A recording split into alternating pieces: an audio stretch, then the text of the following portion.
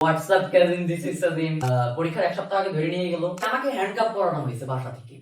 Family আমি নিজে চালাইতে পারবো, আরো 4-5টা ফ্যামিলি চালাইতে পারবো।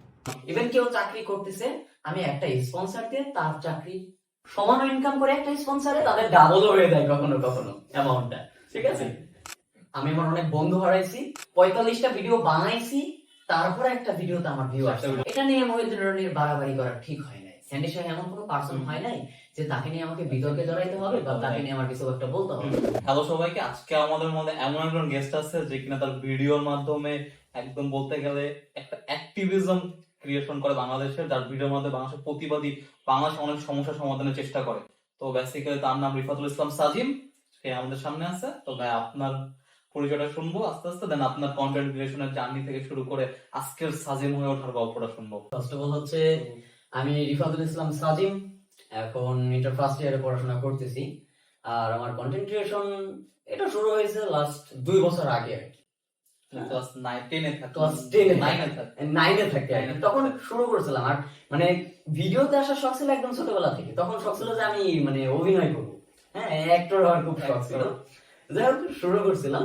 আর একদম শুরু থেকে যদি বলতে চাই, যদিও সময় লাগবে তাহলে বলি আমি আর কি। একদম শুরু থেকে আমি প্রতিষ্ঠানের নাম বলবো না, হ্যাঁ রাজশাহীতে আমার সব পড়াশোনা, হোস্টেলে পড়াশোনা মূলত। ঠিক আছে, ওইখানে না থাকলে হয়তো আমার প্রতিভার বিকাশ এতটাও ঘটতো না, মানে ফার্মের মুরগির বাচ্চার মতো থাকতাম আর কি, এতটুকু। ঠিক আছে, তো ওখান থেকে পড়াশোনা শুরু। আর ছোটবেলা থেকে তো একটু উশৃঙ্খল ছিলাম, মানে সময় মতো বেয়াদব হইতাম আর কি। ঠিক আছে, যেখানে বেয়াদব হইলে আমার জীবন সহজ হয়ে যাবে, তো এক কথায় সবাই আর কি বেয়াদবই বলতো। যাই হোক ক্লাস 9-এ সবারই তো পাংখা গজায়। ঠিক আছে, ব্যাপার স্যাপার আছে, বড় হয়ে গেছি, হ্যান ত্যান বিশাল কিছু।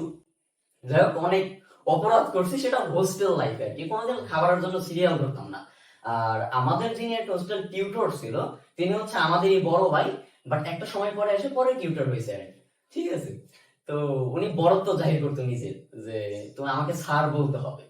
বাট ওই যে ছোটবেলা থেকে একটু শৃঙ্খল, কেন স্যার বলবো, ও তো ভাই ভাই।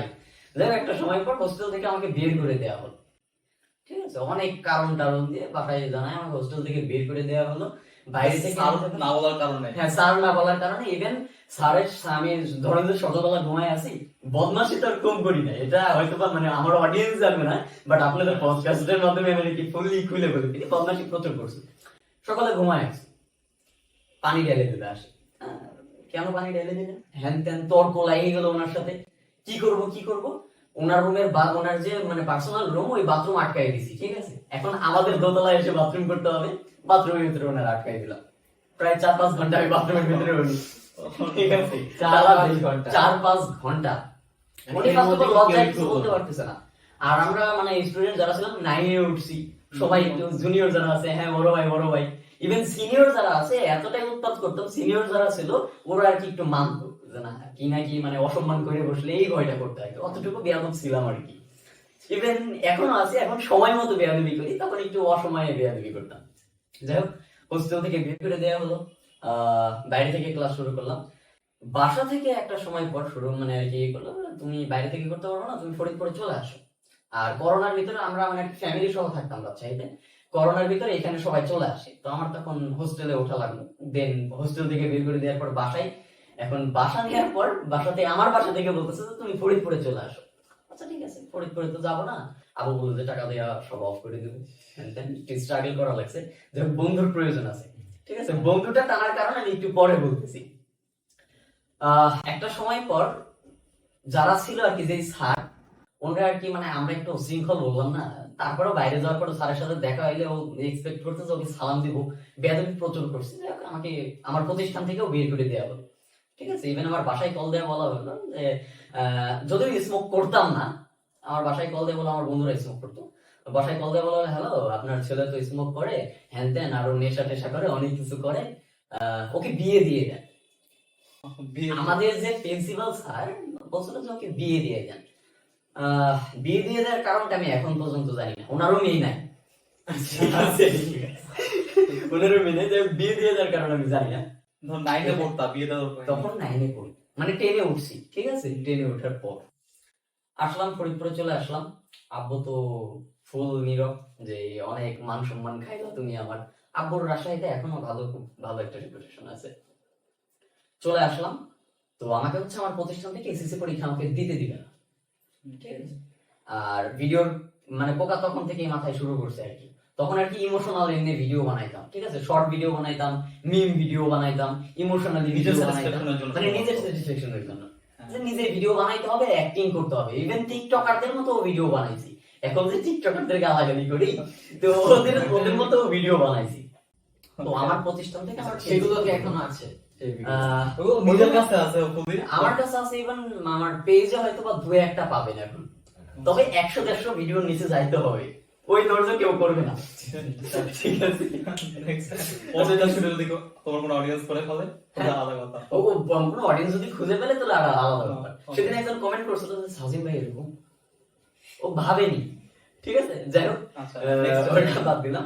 আমার প্রতিষ্ঠান থেকে আমাকে বলছে যে সাজিমকে পরীক্ষা দিতে দিব না, কজ ও খারাপ স্টুডেন্ট, পরীক্ষা দিতে দিব না, ঠিক আছে। ইভেন খারাপ স্টুডেন্ট ছিলাম, পড়াশোনার প্রতি তেমন মনোযোগ ছিল না। বাসায় এখানে আসলাম, পড়াশোনা তেমন একটা করি নাই।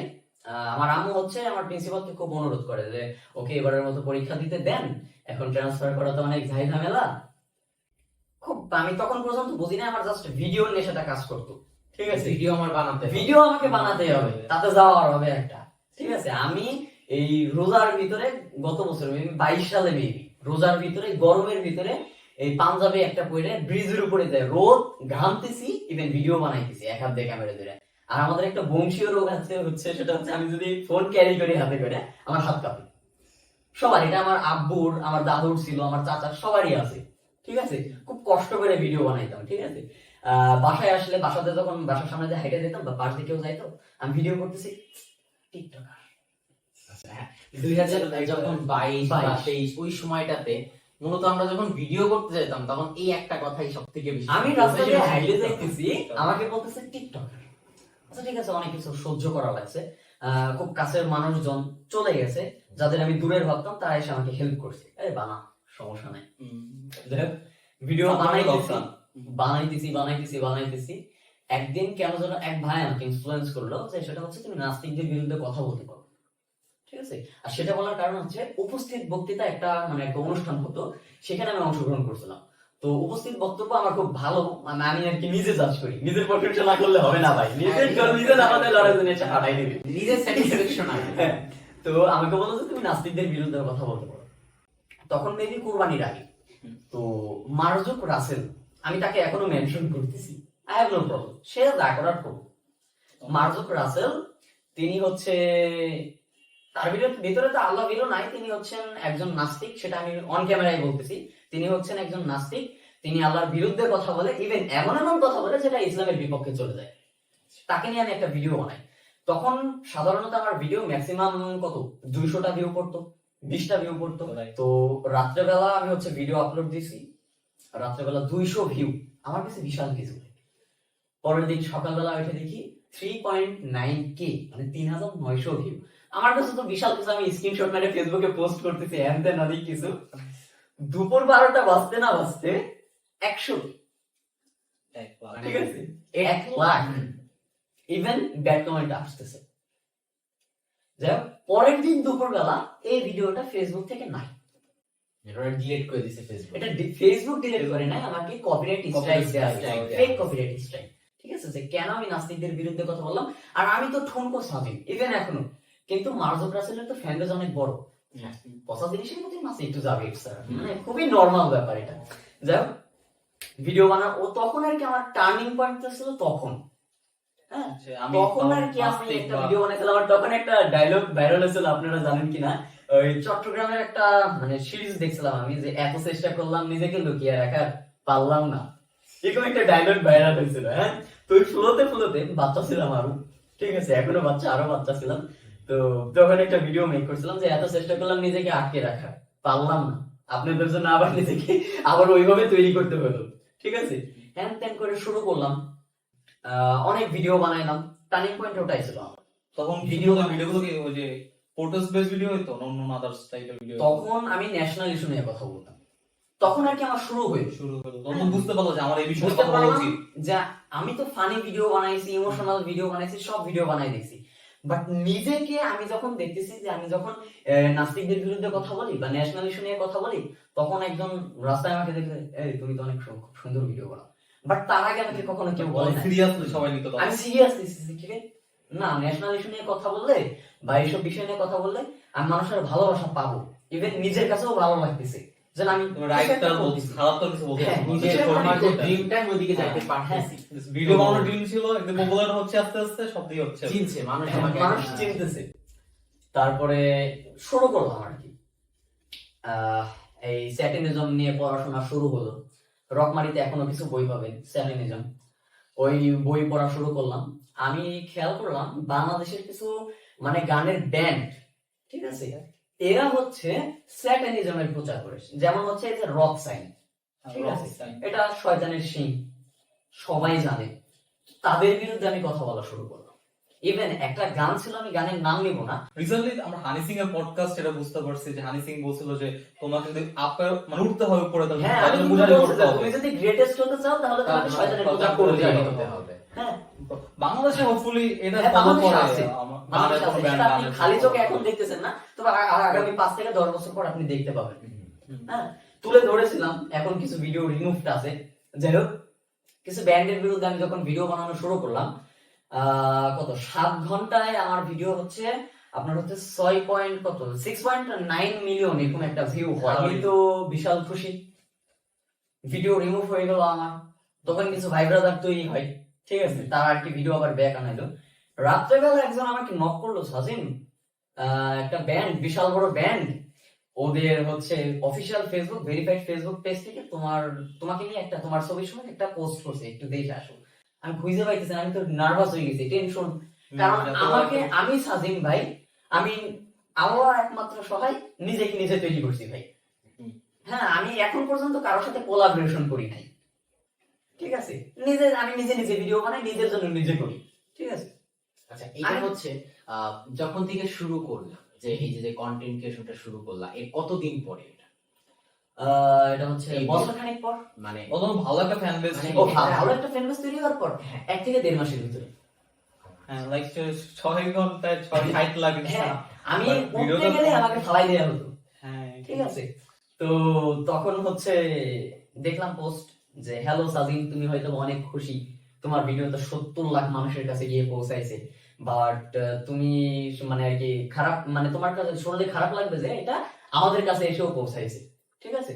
তুমি তোমার মানে আর কি কি যেন বলে, তুমি তোমার লয়ার রেডি করো, অন্যথায় আমরা আর কি মানে লয়ার রেডি করো, আর না হলে তুমি তোমার ভিডিও ডিলিট করো, অন্যথায় আমরা অন্যান্য ব্যবস্থা নিব। একদিন চলে গেছে, আমি কোনো কিছুই করি নাই। পরের দিন বাসায় হচ্ছে সিভিলে আমাকে এসে জিজ্ঞাসা করতেছে, বাসায় আর কি খোলার পর, যে সাজিম সাইজ আছে? এটা না, না, এটা হচ্ছে এসএসসি 1 সপ্তাহ আগে, ঠিক আছে। আমি তখন পর্যন্ত রাজশাহীতে যাই। এসে নক করলো, সাজিম আছে? জি আছি। ভিডিও বানাই, জিজ্ঞাসা করলো, চলো, ঠিক আছে। একজন আমার সাথে খুব দুর্ব্যবহার করছে। গেলাম অফিসে, গেলাম প্রশাসন, তাদের অফিসে গেলাম। তো যিনি আর কি অফিসার, তিনি আমার সাথে খুব সুন্দর ব্যবহার করছে। তো আমাকে জিজ্ঞাসা করলো যে বাবা মূল ব্যাপারটা কি হয়েছে, আমাকে একটু খুলে বলো, ঠিক আছে। আচ্ছা ঠিক আছে আঙ্কেল, এই ঘটনা আমি আর্টিকেল থেকে এগুলা নিছি, ঠিক আছে। আমার এতটুকু রিসার্চ ছিল, প্রায় 1 মাস খাটছি এই ভিডিওর জন্য, আমি এই ভিডিও বানাইছি। উনিও সবকিছু দেখলো, পরিশেষে আমাকে বললো যে বাবা তোমার হচ্ছে ওদের ফ্যান বেজ অনেক বড়, তুমি রাস্তা দিয়ে হেঁটে গেলা, তোমাকে যদি কেউ একটা কোপ দিয়ে দেয়, মারলো, ওই সিকিউরিটিটা তো আমরা দিতে পারবো না তোমাকে। তার মানে তখন ওই ব্যান্ড বা ওই গানের দলটাও তোমার অনেক মানে অনেক প্রশাসনের কাছে কমপ্লেইন করছে না, কেস করছে? কেস তো করছে, স্পেশালি ভাবে তারা আর কি বলছে যে আমাকে ধরে এনে ভিডিওটা রিমুভ করা হয়, কিছু একটা বলা হয়। তখন মাত্র এটা ফার্স্ট সরি তখন বলতো তুমি ক্লাস 10 বলে এসএসসি পরীক্ষার আগে, তো এসএসসি পরীক্ষার আগে তখন আমি কেসটা চলে আসে 1 সপ্তাহ আগে আমাকে বাসা থেকে ধরে নিয়ে যাওয়া হয়। আচ্ছা ঠিক আছে, আমি তো ঘাবড়ে গেছি। ভিডিও রিমুভ করতে বলতেছে, আমাকে ভিডিও ডিলিট করতে বলছিল। তো আমি ভিডিওটা ডিলিট না করে ভিডিওটা প্রাইভেট করছি।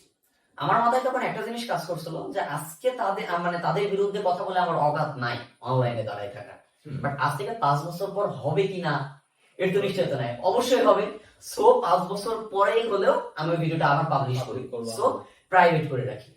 তাদের একটা ডিমান্ড ছিল, তাদের কাছে ক্ষমা চেয়ে আমাকে ভিডিও বানাতে হবে। যদিও প্রথমে অস্বীকার করি, তো সেই অফিসে আমাকে একটা ভিডিও নেওয়া হয়, জবানবন্দি নেওয়া হয়, ডিয়ার ব্যান্ড, আমি আপনাদের কাছে সরি, এটা আমার ঠিক হয়নি, আমি ভিডিওটা রিমুভ করেছি।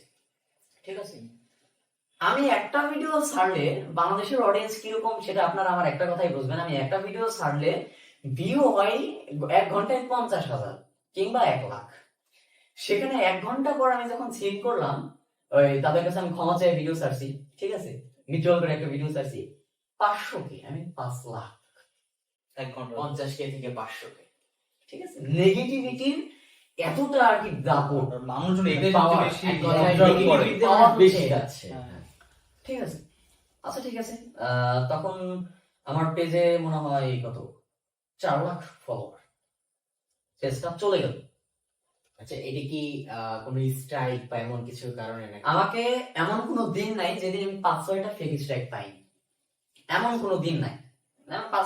নিম্নে 5টা আমার ফেক স্ট্রাইক আসবে, মেইল আসবে যে ভিডিওটা রিমুভ করা হলো, ভিডিওটা চাইলে তোমার 10,000 টাকা দেওয়া হবে।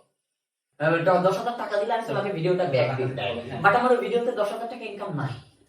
ইভেন তখন পর্যন্ত আমি 1 টাকা ইনকাম করতাম না, আমার কোনো স্পন্সর ছিল না। ঠিক আছে, যাই হোক, পেজ চলে গেল, ব্যাক আনলাম।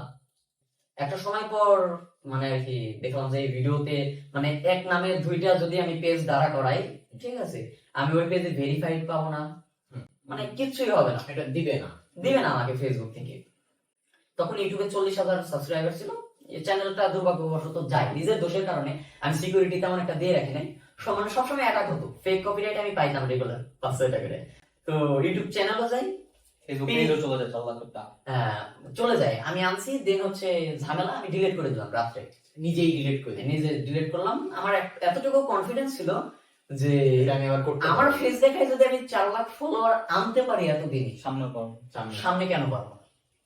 পরের দিন হচ্ছে আরেকটা পেজ খুলে জাস্ট লাইভে আসলাম যে হ্যালো গাইস, আমি সাজিম। তবে এখনকার মতো কন্টেন্ট ক্রিয়েটর যাদের পেজ চলে যায় তাদের মতো কান্না করি নেই যে হ্যাঁ আমার পেজ চলে গেছে, আমি সর্বহারা হ্যান ত্যান। আমি তো জানাই রাখছি এটা হচ্ছে আমার সেকেন্ড পেজ, আগের পেজ আমি ডিলিট করে দিছি। ইভেন পেজ আমি আরো খুলতে পারি, আর আমার পুরাতন ভিডিওগুলো আমি নতুন করে আবার রিমেক করব। ঠিক আছে, আমি জাস্ট এতটুকু বলে রাখি। তো 52 ঘন্টা পর আমি 50,000 ফলোয়ার পাই একটা ভিডিও থেকে। একটা ভিডিও, নতুন page. Just live page Sajim bro. ঠিক আছে, তারপরে হচ্ছে আবার সাজিম ব্রো নামে খুলছি, পরে ভাবলাম যে সাজিম নামে একটা খুলে রাখার প্রয়োজন। সাজিমও আমি আর কি আমার আগের ভিডিওগুলো কনভার্ট করে রেখে দিছিলাম, জাস্ট ডকুমেন্ট হয়ে ঠিক আছে অনলাইনে। তো সাজিম যে আমার এখন 3 লাখের উপরে যে মানে ফলোয়ার আছে পেজে, ওটা হচ্ছে সাজিম, ওটা আমি এমনি ফালাই রাখছি জাস্ট কিছু মানুষের মানে তাদের দেখানোর জন্য যে হ্যাঁ ভাই আমি পারি। এই ফেসে একটা ডিমান্ড আছে, মানে এতটুকু বোঝানোর জন্য এই ফেসে একটা তোমার একটা ডিমান্ড ভিডিওতে আছে। আমি ওই যে তোমার সাজিম যে পেজটা, ওই পেজ একটা ভিডিওতে আসছে, সেটা হলো লাইক একটা ন্যাশনালিজমের কথা বলছিল, ও নারীবাদী টাইপের।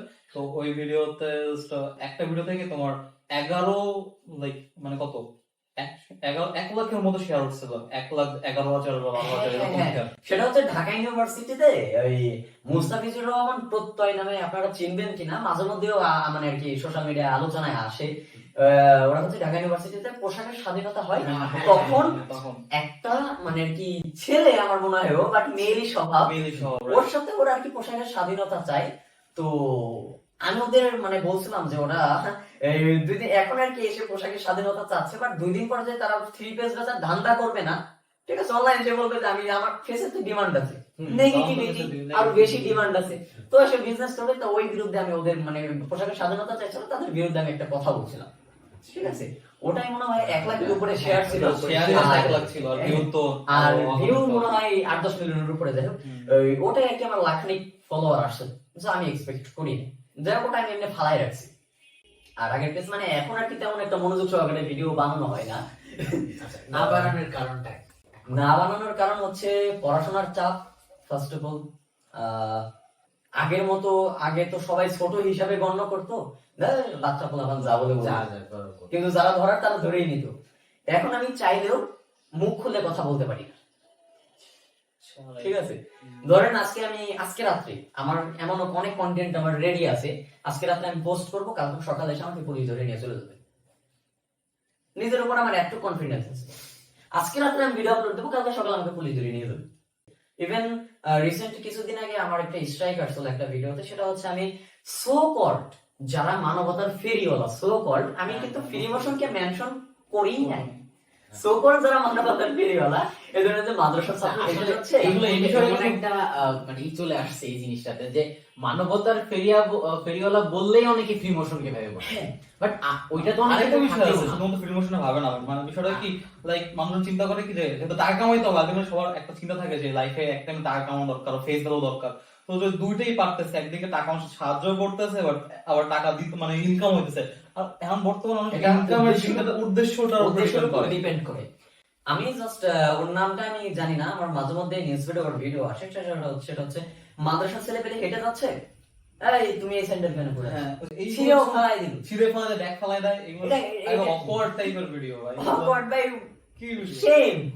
আসলে ঠিক আছে। পরে এটা কিনা দেয় এগুলো মানে হচ্ছে যে এগুলো আসলে স্ক্রিপ্টেড, মানে Scripted, just বোঝা যাচ্ছে। করা। আমি তাদের বিরুদ্ধে কথা বলছি। তো বাংলাদেশে কিছু কামলা হ্যাকার আছে, ঠিক আছে, ওদের আমি হ্যাকারও বলবো না, স্পাম, হ্যাঁ। তো ওদের গায়ে কেন লেগে যায় আমি জানি না। আমি ফ্রি মোশনকে আমি শেষে বলে দিয়েছি যে সবাই তো আর ফ্রি মোশন না, তো ওরা আমার ভিডিও রিমুভ করে, আমার মনিটাইজেশন খেয়ে ফেলে, হ্যান ত্যান অনেক কিছু করে, দেন একটা সময় পরে আমার কাছে 50,000 টাকা দাবি করে। আমি বলছি ভাই এই পেজ থেকে আমি 50,000 টাকা ইনকাম করি নাই, ঠিক আছে, দিব না। তো একটা সময় পর ওরা ভিডিও ব্যাক করে, তো বলে যে ভাই ভিডিওটা আর কি ই করে প্রাইভেট করেন, ভিডিওটা আমাদের গায়ে আছে। আমি বলছি, ঠিক আছে, অনলাইনে থাকতে হইলে অনেক কিছু সহ্য করতে হবে, ঠিক আছে। ইভেন আমি ভিডিওটা ছেড়েও দিতাম, ঠিক আছে। আমি জাস্ট ওই রাস্তা দিয়ে হেঁটে আসতেছি, আজকের ঘটনাই বলি, আমি চৌরঙ্গিতে নামাজ পড়ছি, নামাজ পড়ার পর বের হইতে, তো একটা লোক আমাকে অনেকক্ষণ ধরে আর কি খেয়াল করতেছে, পরে বাইরে এসে বলতো সাজিম, শিওর হয় না আমাকে, মানে ভিডিওতে মানে আলাদা দেখা যায়, ঠিক আছে। আসলে সিরিয়াস সাজিম, জি। পরে হাক করলো যে ভাই আমি তোমাকে, আমি জানতাম না তোমার বাসা ফরিদপুর, হ্যান ত্যান, তো এগুলো অনেক মানে একটা অনুপ্রেরণা যোগায়, ঠিক আছে। আসলে এগুলো একদিন হচ্ছে আপনার স্টার কাবাবে ফরিদপুরে আমি মানে কাচ্চি খাচ্ছি, তো ওইখানেও একদিন আমার সাথে কেন হয় আমি জানি না, আর কতটুকু আমি মানুষের ভালোবাসা কামাইতে পারছি সেটাও আমি জানি না। দূর থেকে মানে বোরকা পরা দুইজন মহিলা ছিল, একটা ছেলে ছিল, তোরা কাছে এসে বলতেছে ভাইয়া আপনার ভিডিও তো দেখি, আমার আম্মু আপনার ভিডিও দেখি, একটু কথা বলেন। তো আমি উঠে যাই, তাদের সাথে কথা বলি, দেন ছবি তুলতে চাইছিল, ছবি টবি তুলি, ওরা বিল দিয়ে চলে গেছে, আমি আর আমার ফ্রেন্ড খেয়েছি, ওরা বিল দিয়ে চলে গেছে। ইভেন স্টার কাবাবে মানে তো মানে ওই লোক বাদ দিছে। আমি এই এখানে একটা রেস্টুরেন্ট আছে, সেটা হচ্ছে ব্রিজের পাশে, কমলাপুর রিভেরা, ওইখানে আমি জবাব দিয়ে দিছি ভাই। ওইখানকার শেফ, আমি হচ্ছে আমি আর আমার ফ্রেন্ড খাচ্ছি, তো রাত্রেবেলা রমজানের আগে, তো আমার ভয়েস শুনে শেফ আর ওনাদের সাথে কথা বলতে চাই, সব বলতেছে আপনি মেবি সাজিম, আমি আপনার ভিডিও দেখি। এখন বিল তো দিবেই না, পরে আমার বন্ধুরা বললাম যে বলো যে আমি বিল দিব, তো আমি কয় দিছি, পরে যা অনেক লেস করছে আর কি, ঠিক আছে, অর্ধেক বিল দিছিল, বড় একটা অ্যামাউন্ট খাইছিলাম তিনজন, অর্ধেক বিল দিছে। তো এই জন্য আমার দেখতে ইচ্ছা করে না, ওই যে ওনার জন্য আমি কাওয়ার স্টেশনে যাইতে পারি না, বাস্তব কথা। ফ্রেন্ডরা তিনজন ধরে যে ভালো কিছু একটা খাচ্ছি, ভালো দেখাচ্ছি, সাজিম ভাইয়ের বিলটা রাখবো না, এরকম অ্যাচিভমেন্ট একদিক দিয়ে বলা যায় যে না একটা ভালোবাসা, যেটা আসলে এই যে ন্যায় নিয়ে কথা বলার কারণে মানুষের ভিতরে হয়েছে যে না এই ছেলেটা আর যাই হোক যেটা সত্য সেটা নিয়ে কথা বলতেছে, কোনো একটা কথা না, সত্যের বাধা আসবে, তোমার অনেক কেস থেকে শুরু করে অনেক কিছু আসছে, হেটার্স তো থাকবেই স্বাভাবিকভাবে 100%। আমার হেটার ছাড়া আমি কিছুই না, হ্যাঁ, আবার একই সাথে ভালোবাসার মানুষও থাকবে যারা আসলে আসবে, খারাপ সময় হেল্প করবে, এটা আসলে হবেই। তো এই যে একটা স্ট্রাগল, আচ্ছা যে ডিবিটের ইস্যু, যে আমি পুরনো একটা কথায় ফেরত যাই, যে পুলিশের প্রশাসন নিল, তো ওইখান থেকে কি কোনো তারা কি শুধু ওটা বলেই ছেড়ে দিছিল নাকি আরো কোনো আমাকে কোনো হ্যারাস করা হয়নি। কেস যে চলছে, কেসের গল্পটা বলা যাবে? ও ওটা হচ্ছে রেগুলার যাওয়া হতো আর কি, ঠিক আছে, হাজিরা। সে তখন 18 বছর হয় নাই, আমি তো আন্ডার, আমাকে হ্যান্ডকাপ পরানো হয়েছে বাসা থেকে, হ্যাঁ, আমি মানে আন্ডার 18, আমি বলা হলো যখন বাসা থেকে যে ও তো আন্ডার 18, ওকে কেন আপনি হ্যান্ডকাপ পরাইছেন, তখন খুলে ফেললো, হ্যাঁ।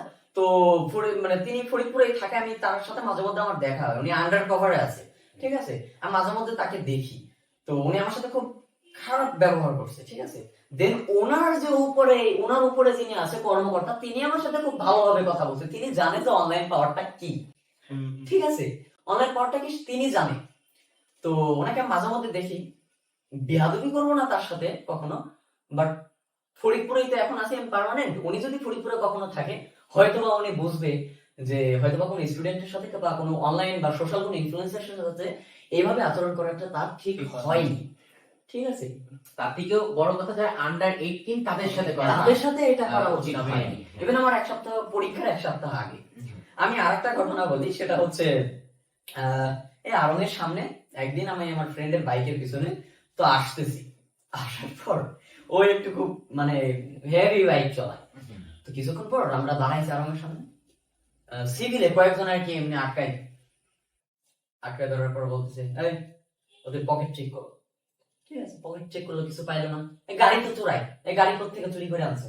ঠিক আছে, তো আমি কোনো কথা বলতেছি না, গাড়ি তো ওর, আমি তো ঝামেলাটা ও দেখবে না। আমি চুপচাপ থেকে আমার পুলিশি ঝামেলাটা, পুলিশ নিজের সন্তানকেও আসামির চোখে দেখে, এটা তাদের কাজ। এটা তাদের কাজ। তো তো আমি তাদের ঝামেলাই মানে কি না যাওয়াই যত চাই না। তো ও কথা বলতে বলতে ও বলতেছে সব কাগজ আছে আমার, আপনি কেন এমন করতেছেন। ওকে হ্যান্ডকাপ পরাই দিছে সিভিল থাকা অবস্থা আছে। সিভিলে থাকা অবস্থায়। আমি ভাবছি আমাকে পড়াবে না, ওরা অটো নিয়ে আসছে। ঠিক আছে, পুলিশ আমি ভাবছি আমাকে পড়াবে না, বাহাত টান দিল এরকম, মানে আমারও পড়াই দিছে ভাই, উঠাইলো অটোতে। ওইখানে আমি বললাম যে আমরা আন্ডার 18, হ্যান্ডকাপ পড়াইতে পারেন না। উনি খুলে দিল। তা বললাম স্যার আমি কি একটা ডকুমেন্টারি নিতে পারি? বলে কেন? বললাম আমি ভিডিও বানাই, তো টুকটাক ভিডিও বানাই। তো বলতেছে আচ্ছা তুমি অনলাইনে ভিডিও বানাও? জি। ওনার নাম হচ্ছে, মেনশন করে, খুব ভালো একটা মানুষ, এএসআই আফজাল, কোতোয়ালি থানায় আছে এএসআই আফজাল। উনি হচ্ছে বলতেছে তুমি অনলাইনে ভিডিও বানাও? জি। পরে উনি ওনার ফেসবুক মানে উনি ফেসবুকে ঢুকে আমার পেজ দেখলো, বলতেছে তোমাকে নিয়ে তো বিপদে পড়লাম। বলতেছে, তোমার নিয়ে এসে তো বিপদে পড়লাম। আচ্ছা ঠিক আছে, যেখান থেকে উঠে নিয়ে ওখানে ছেড়ে দিয়ে আসো। বেঁচে গেছি, এর জন্য অনেক জায়গা থেকে বেঁচে যায়।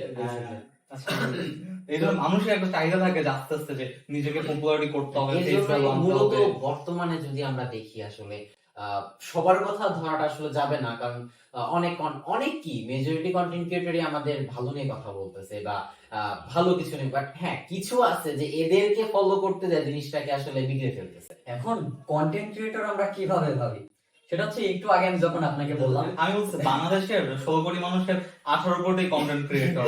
এটাই হয় তাই। তো একটু আগে বললাম না যে কন্টেন্ট ক্রিয়েটর, আমি একটা ভিডিও বানাবো, আমার তো এখন আমি টুকটাক 1-1.5 মিনিটের ভিডিও বানাই, তেমন একটা রিচার্জ করি না, মনে যা আসে সেটা বলে দিই। বাট আগের একটা ভিডিওতে আমার মানে আর কি খাটনি ছিল, আমি পড়াশোনা করে দিন ভিডিও বানাইতাম। আমি 2-3 দিন পড়াশোনা করার পর, রিচার্জ করার পর একটা ভিডিও বানাবো, আর একটা মেয়ে, ঢাকার কোনো একটা মেয়ে, ও হচ্ছে সকালবেলা ঘুম থেকে উঠে বলে হ্যালো গাইস আমি এখন ঘুম থেকে উঠলাম, আমি এখন বাথরুমে যাবো, দেন আমি আমার পাপা আমাকে স্কুলে রেখে আসবে। কন্টেন্ট ক্রিয়েটর ও, আমি রিসেন্ট কিছুদিন আগে টাকা শেয়ারটন করতে যাই, আমাদের একটা আর কি যারা ইনফ্লুয়েন্সার কন্টেন্ট ক্রিয়েটর ইভেন টিকটকারও ছিল কিছু, ওখানে নমিনেট হয়েছিলাম। তো আমাকে বলা হয়েছিল, মানে আমাকে জানাইছিল যে অমুক তারিখে ঢাকায় আসতে হবে, মেইল সব পাঠাইছে। আমি টিকটকারদের হেট করি, ফার্স্ট অফ অল আমার সাথে যায় না টিকটকটা। ইভেন আমার পার্সোনাল কোনো টিকটক অ্যাকাউন্ট নাই, যা আছে ফেক ভিডিও বানায়, মাঝে মধ্যে আমাকে শেয়ার করে অনেকেই। তো আমি ক্রোমতে ঢুকে দেখি যে 1-1.5 লাখ ফলোয়ার, আমার ভিডিও সব ঠিক আছে, বাট আমার টিকটকে কোনো অ্যাকাউন্ট নাই। ঠিক আছে, তো তাদের কি কোনো মানে কিছু বলেন নাকি জাস্ট ফ্রিলি বানাক না, সমস্যা নাই। ফেসবুক বাড়তেছে ফেসবুক প্রমোশন আমার করতেছে, এমন না যে আমার মনিটাইজেশনের টাকা উঠে আমার খাইতে হবে, ওটা তো আমি না। তো আমাকে ওইখানে একটা অনুষ্ঠান ছিল, বাংলাদেশের প্রায় ভালো ভালো বড় বড় কন্টেন্ট ক্রিয়েটর আছে, ওখানে আমারও যাওয়ার কথা ছিল। তো একটা কন্ডিশন ছিল, সেটা হচ্ছে কি যে টিকটক অ্যাকাউন্ট থাকতে হবে। ঠিক আছে, আর এমন কিছু ব্যক্তিবর্গ এখানে ছিল যাদের বিরুদ্ধে আমি একটা সময় কথা বলছি। আমি তো কাউকে কখনো কোনো সময় নাম ধরে কিছু বলি না, কাউকে মেনশন করে কিছু কথা বলি না। তো যাদের বলছিলাম, একটা কমিউনিটির বিরুদ্ধে আমি কথা বলছিলাম, সেই কমিউনিটির কেউ সেই একজন কমিউনিটি বা- ওইখানে ছিল। তো একদিন আগে আমাকে বলা হলো যে দুঃখিত, আপনাকে আপনার আসার প্রয়োজন নেই। আচ্ছা ঠিক আছে, সত্য কথা বলে অনেক কিছু থেকেই আর কি বঞ্চিত হতে হয়। বঞ্চিত হতে হয়, ব্যাপার না। আমি এমনি ভালোবাসা পাইতেছি, এটাই অনেক। আসলে এই যে মানুষের পপুলারিটি গেইন করতে চায়, অনেক তো গেইন এই যে করার এত স্ট্রাগল শুরু থেকে, মানে একের পর এক বাধা আটকা, তো এখন কি ও সেম ভাবেই চলতেছে দিন নাকি? বাধা বলতে এখন আর বাধা মনে হয় না, যখন শুরুতে ভিডিও বানাইতাম তখন মানুষ টিকটকার বলতো, সবাই বলতো তো ফেল করবে, পড়াশোনা খারাপ হবে, যাই হোক ওই প্রসঙ্গ তখন মিস হয়ে গেছে। তো ও ফেল করবে, পড়াশোনা নষ্ট হয়ে যাবে, কি টিকটক ফিকটক করে, এর কোনো ফিউচার নাই। আমার বংশেরই অনেক লোক বলছে যে, অনেক বড় ভাইও বলছে যে কি করো এগুলো, এই কোনো ফিউচার আছে? এখন তিনি চাকরি খুঁজতেছেন, ঠিক আছে, ইভেন কেউ চাকরি করতেছে, আমি একটা স্পন্সর দিয়ে তার চাকরি সমান ইনকাম করে একটা স্পন্সরে, আবার যদি কোনো আইটির সাথে কাজ করে থাকি, ঠিক আছে, তারা তো ধরা বান্ধা কোনো টাকা পয়সা দেয় না, ওটা হচ্ছে পার্সেন্টেজের উপরে আসে, তাদের ডাবলও হয়ে যায় কখনো কখনো অ্যামাউন্টটা, ঠিক আছে। তো সময়ের ব্যাপার। তবে অনেক ব্লেম শুনছি, আমি আমার অনেক বন্ধু হারাইছি, অনেক মানুষ চিনছি, আর অনেক শুভাকাঙ্ক্ষী তৈরি হয়েছে এই ভিডিওর মানে আর কি জন্য, ঠিক আছে। আমি অনলাইন প্ল্যাটফর্মে আছি, অনেক শুভাকাঙ্ক্ষী আমার তৈরি হয়েছে, ঠিক আছে। এই হচ্ছে ব্যাপার। আর পরীক্ষার 1 সপ্তাহ আগে ধরে নিয়ে গেল, দেন হ্যান তেন অনেক কাহিনী তো হয়েছে। আমার স্যাররা বললো যে ওকে পাস করতে পারবো না, ওকে পরীক্ষা দিতে দেবো না, এক প্রকার চ্যালেঞ্জের মতো ছিল আমার কাছে তখন এটা। যাই হোক, ভালো একটা রেজাল্ট আসে আর কি, ঠিক আছে।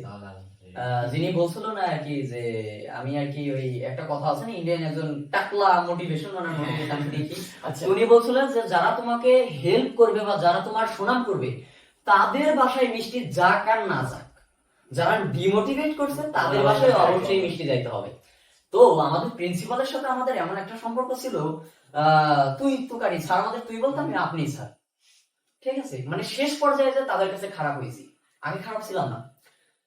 তার বাসায় 5 কেজি মিষ্টি নিয়ে গেলাম, রাজশাহী খুব নামি দামি একটা দোকান থেকে, বেলি ফুল, রাজশাহী কখনো গেলে খাবেন, খুব সুন্দর মিষ্টি, ওইখানকার লোকজন আমাকে খুব মানে আর কি ভালোবাসে বেলি ফুলের ওনার। তো ওখান থেকে মিষ্টি নিয়ে স্যারের বাসায় গেলাম, তুই এখানে? জি স্যার। পাস করছিস? জি স্যার। কত? স্যার মানে সবচেয়ে ভালো রেজাল্ট যেটা হয় আর কি, ঠিক আছে। ও আচ্ছা, তুই পাই গেলি? স্যার অবাক, 10টা আসছে আর কি, তুই পাই গেলি? জি স্যার, মিষ্টি নিয়ে আসছি। স্যার তো লজ্জায় বেরিয়ে গেছি, মনে পড়ে গেছে, আচ্ছা ঠিক আছে। ওটা আর কি রিপ্লে ছিল আমার, ঠিক আছে। স্যারকে আমি তখন জিজ্ঞাসা করছিলাম যে স্যার ফ্রিলি একটা কথা বলবেন, এখন তো আমি তো আপনার স্টুডেন্ট সারা জীবনই থাকবো, এখন তো আপনার আওতায় আমি কখনো থাকবো না। তো আপনি আমার বাসায় একটা কথা বলছিলেন, আমার আব্বু বাইরে থাকে, আমার আম্মুকে আপনি একটা কথা বলছিলেন, সেটা হচ্ছে ছেলেকে বিয়ে দিয়ে দেন। এই কথাটা বলার জন্য আমার বাসায় খুব ভালো একটা ইফেক্ট পড়ছিল, ইভেন বলছিলেন যে আমি নেশা টেশা করি। স্যার এই কথাটা কেন বলছেন?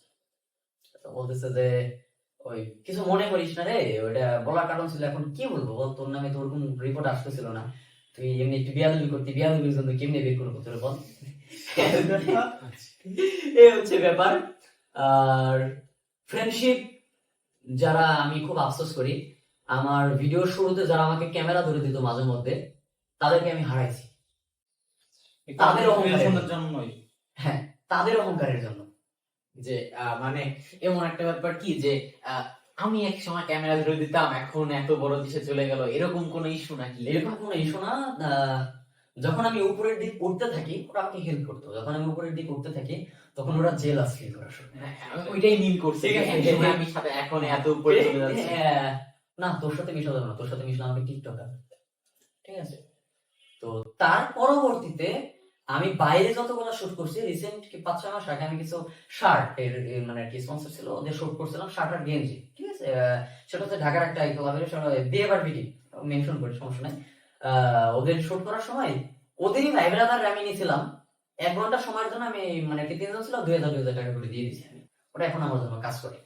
তো টাকা খুব খারাপ একটা জিনিস, টাকা আর সময় আমি মনে করি পৃথিবীর সবচেয়ে জঘন্যতম একটা জিনিস। 10টা সেকেন্ড সময় নেয় না এই দুইটা জিনিস বদলাই দিই, ঠিক আছে। যে কোনো সম্পর্ক বদলাই দিতে পারে, যে কোনো সম্পর্ক বদলাই দিতে পারে। আমার খুব নিয়ারেস্ট সম্পর্কগুলো আমি নষ্ট করেছি এই টাকার জন্য, ইভেন আমার কন্টেন্ট ক্রিয়েশনে আসার জন্য।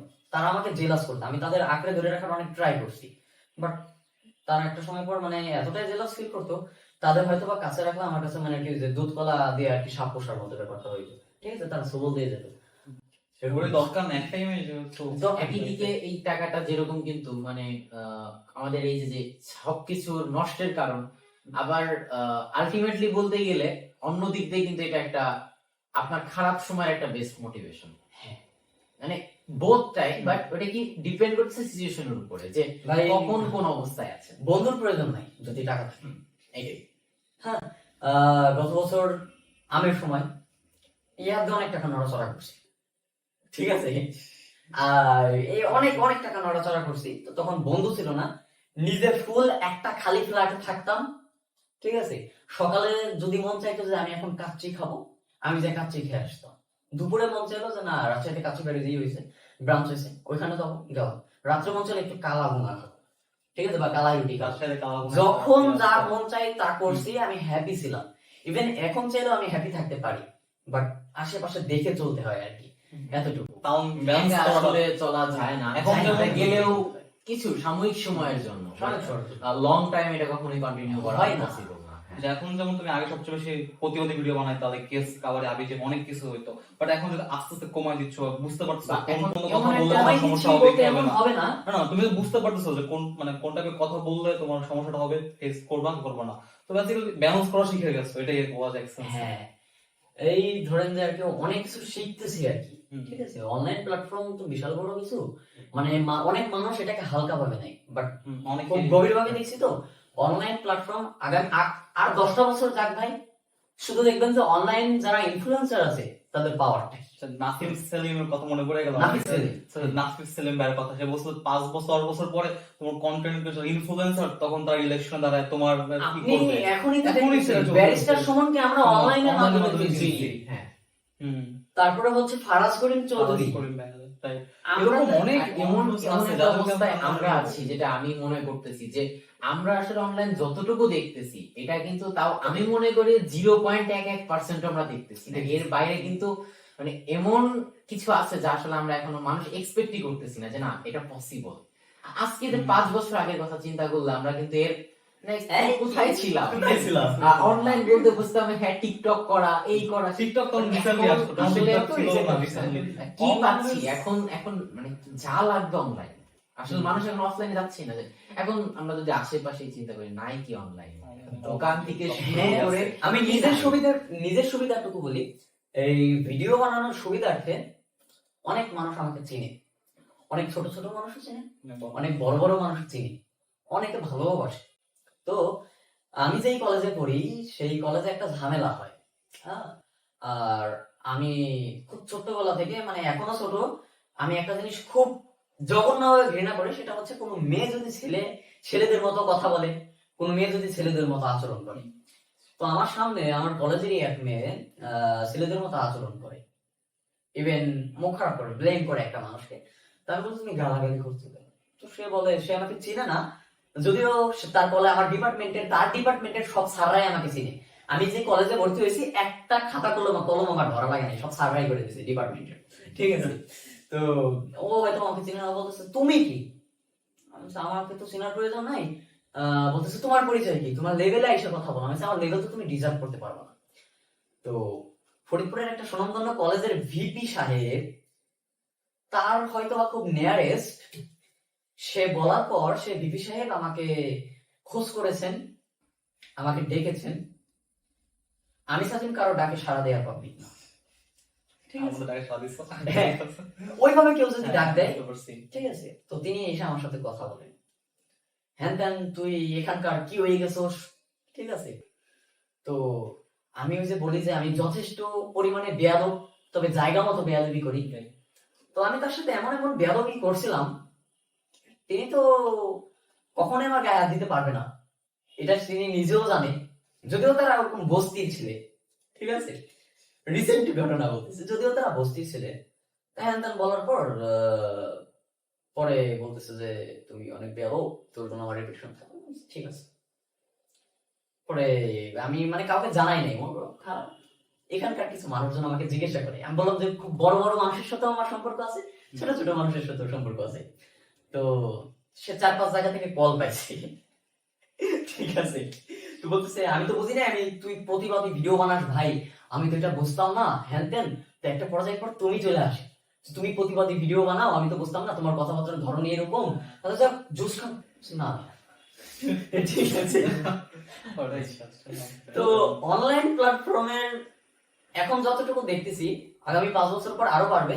তবে অনলাইন যে একটা পাওয়ার আছে এটা সবাই বুঝবে না এখন, বা সবাই বুঝতেছে না এখন যদি গভীর ভাবে না রিসেন্টলি একটা মানে ডাটা দেখতেছিলাম যে বাংলাদেশে প্রতি 12 সেকেন্ডে একটা করে নতুন ফেসবুক অ্যাকাউন্ট খোলা হয়। লাইক বাংলাদেশ জন্ম হারের চেয়ে তো বেশি, মানুষ এত পরিমাণে অ্যাডাপ্টেশন করতেছে অনলাইনটারে। আর একটা জিনিস দেখলাম সেটা হলো কি আছে মানে বছরে লাইক আমি একদিন 24 ঘন্টায় 2.5 ঘন্টা ফেসবুক মেসেঞ্জার বা সোশ্যাল মিডিয়া যেগুলো আছে ওইগুলো থাকতেছে। তার মানে আমার মানে একটা বছরের 1 মাস 5 দিন 36 দিন আমি শুধুমাত্র অনলাইনে কাটাইতেছি। একটা বছরের 1 মাসের উপরে অনলাইনে কাটাচ্ছি, মানে কতটা ইম্প্যাক্ট পড়বে সামনের দিনগুলোতে আমরা আরো বেশি করবো। এই ব্যাপারটা একদিন সেটা হচ্ছে আমাদের একটা কমিউনিটি আছে, তো তার পরিকল্পনা যদিও বলবো না, আমি জাস্ট এমনি বলি, বাংলাদেশের সবচেয়ে বড় ইউটিউবার, 1 নাম্বার ইউটিউবার তিনি ভিডিও বানায়। আমরা সবাই বাংলাদেশ, আমরা সবাই কথা বলতেছি, তো ভাইয়া বলতেছে যে ওনার ব্যাপারটা এরকম, উনি এইভাবে বলছে যে দেখ সবাই কিন্তু কন্টেন্ট ক্রিয়েটর না, এখন ঘরে ঘরে ব্লগার। হ্যাঁ, বাট আমি যেই কাজটা করতেছি আর একজন সেই কাজ করতেছে, তার সাথে আমার তুলনা দিলে কিন্তু হবে না। তার পরিকল্পনা হচ্ছে তিনি আজ থেকে 5 বছর পরে হোক কিংবা 10 বছর পরে হোক, এখন যেরকম ইন্ডিয়ান কন্টেন্ট ক্রিয়েটরদের দেখবেন যে ভুবন বাম, তারপর হচ্ছে বিভিন্ন কন্টেন্ট ক্রিয়েটর আছে, ওদের হচ্ছে সাবস্ক্রিপশন কিনে আমরা ওদের কন্টেন্ট গুলা দেখতেছি অনলাইনে।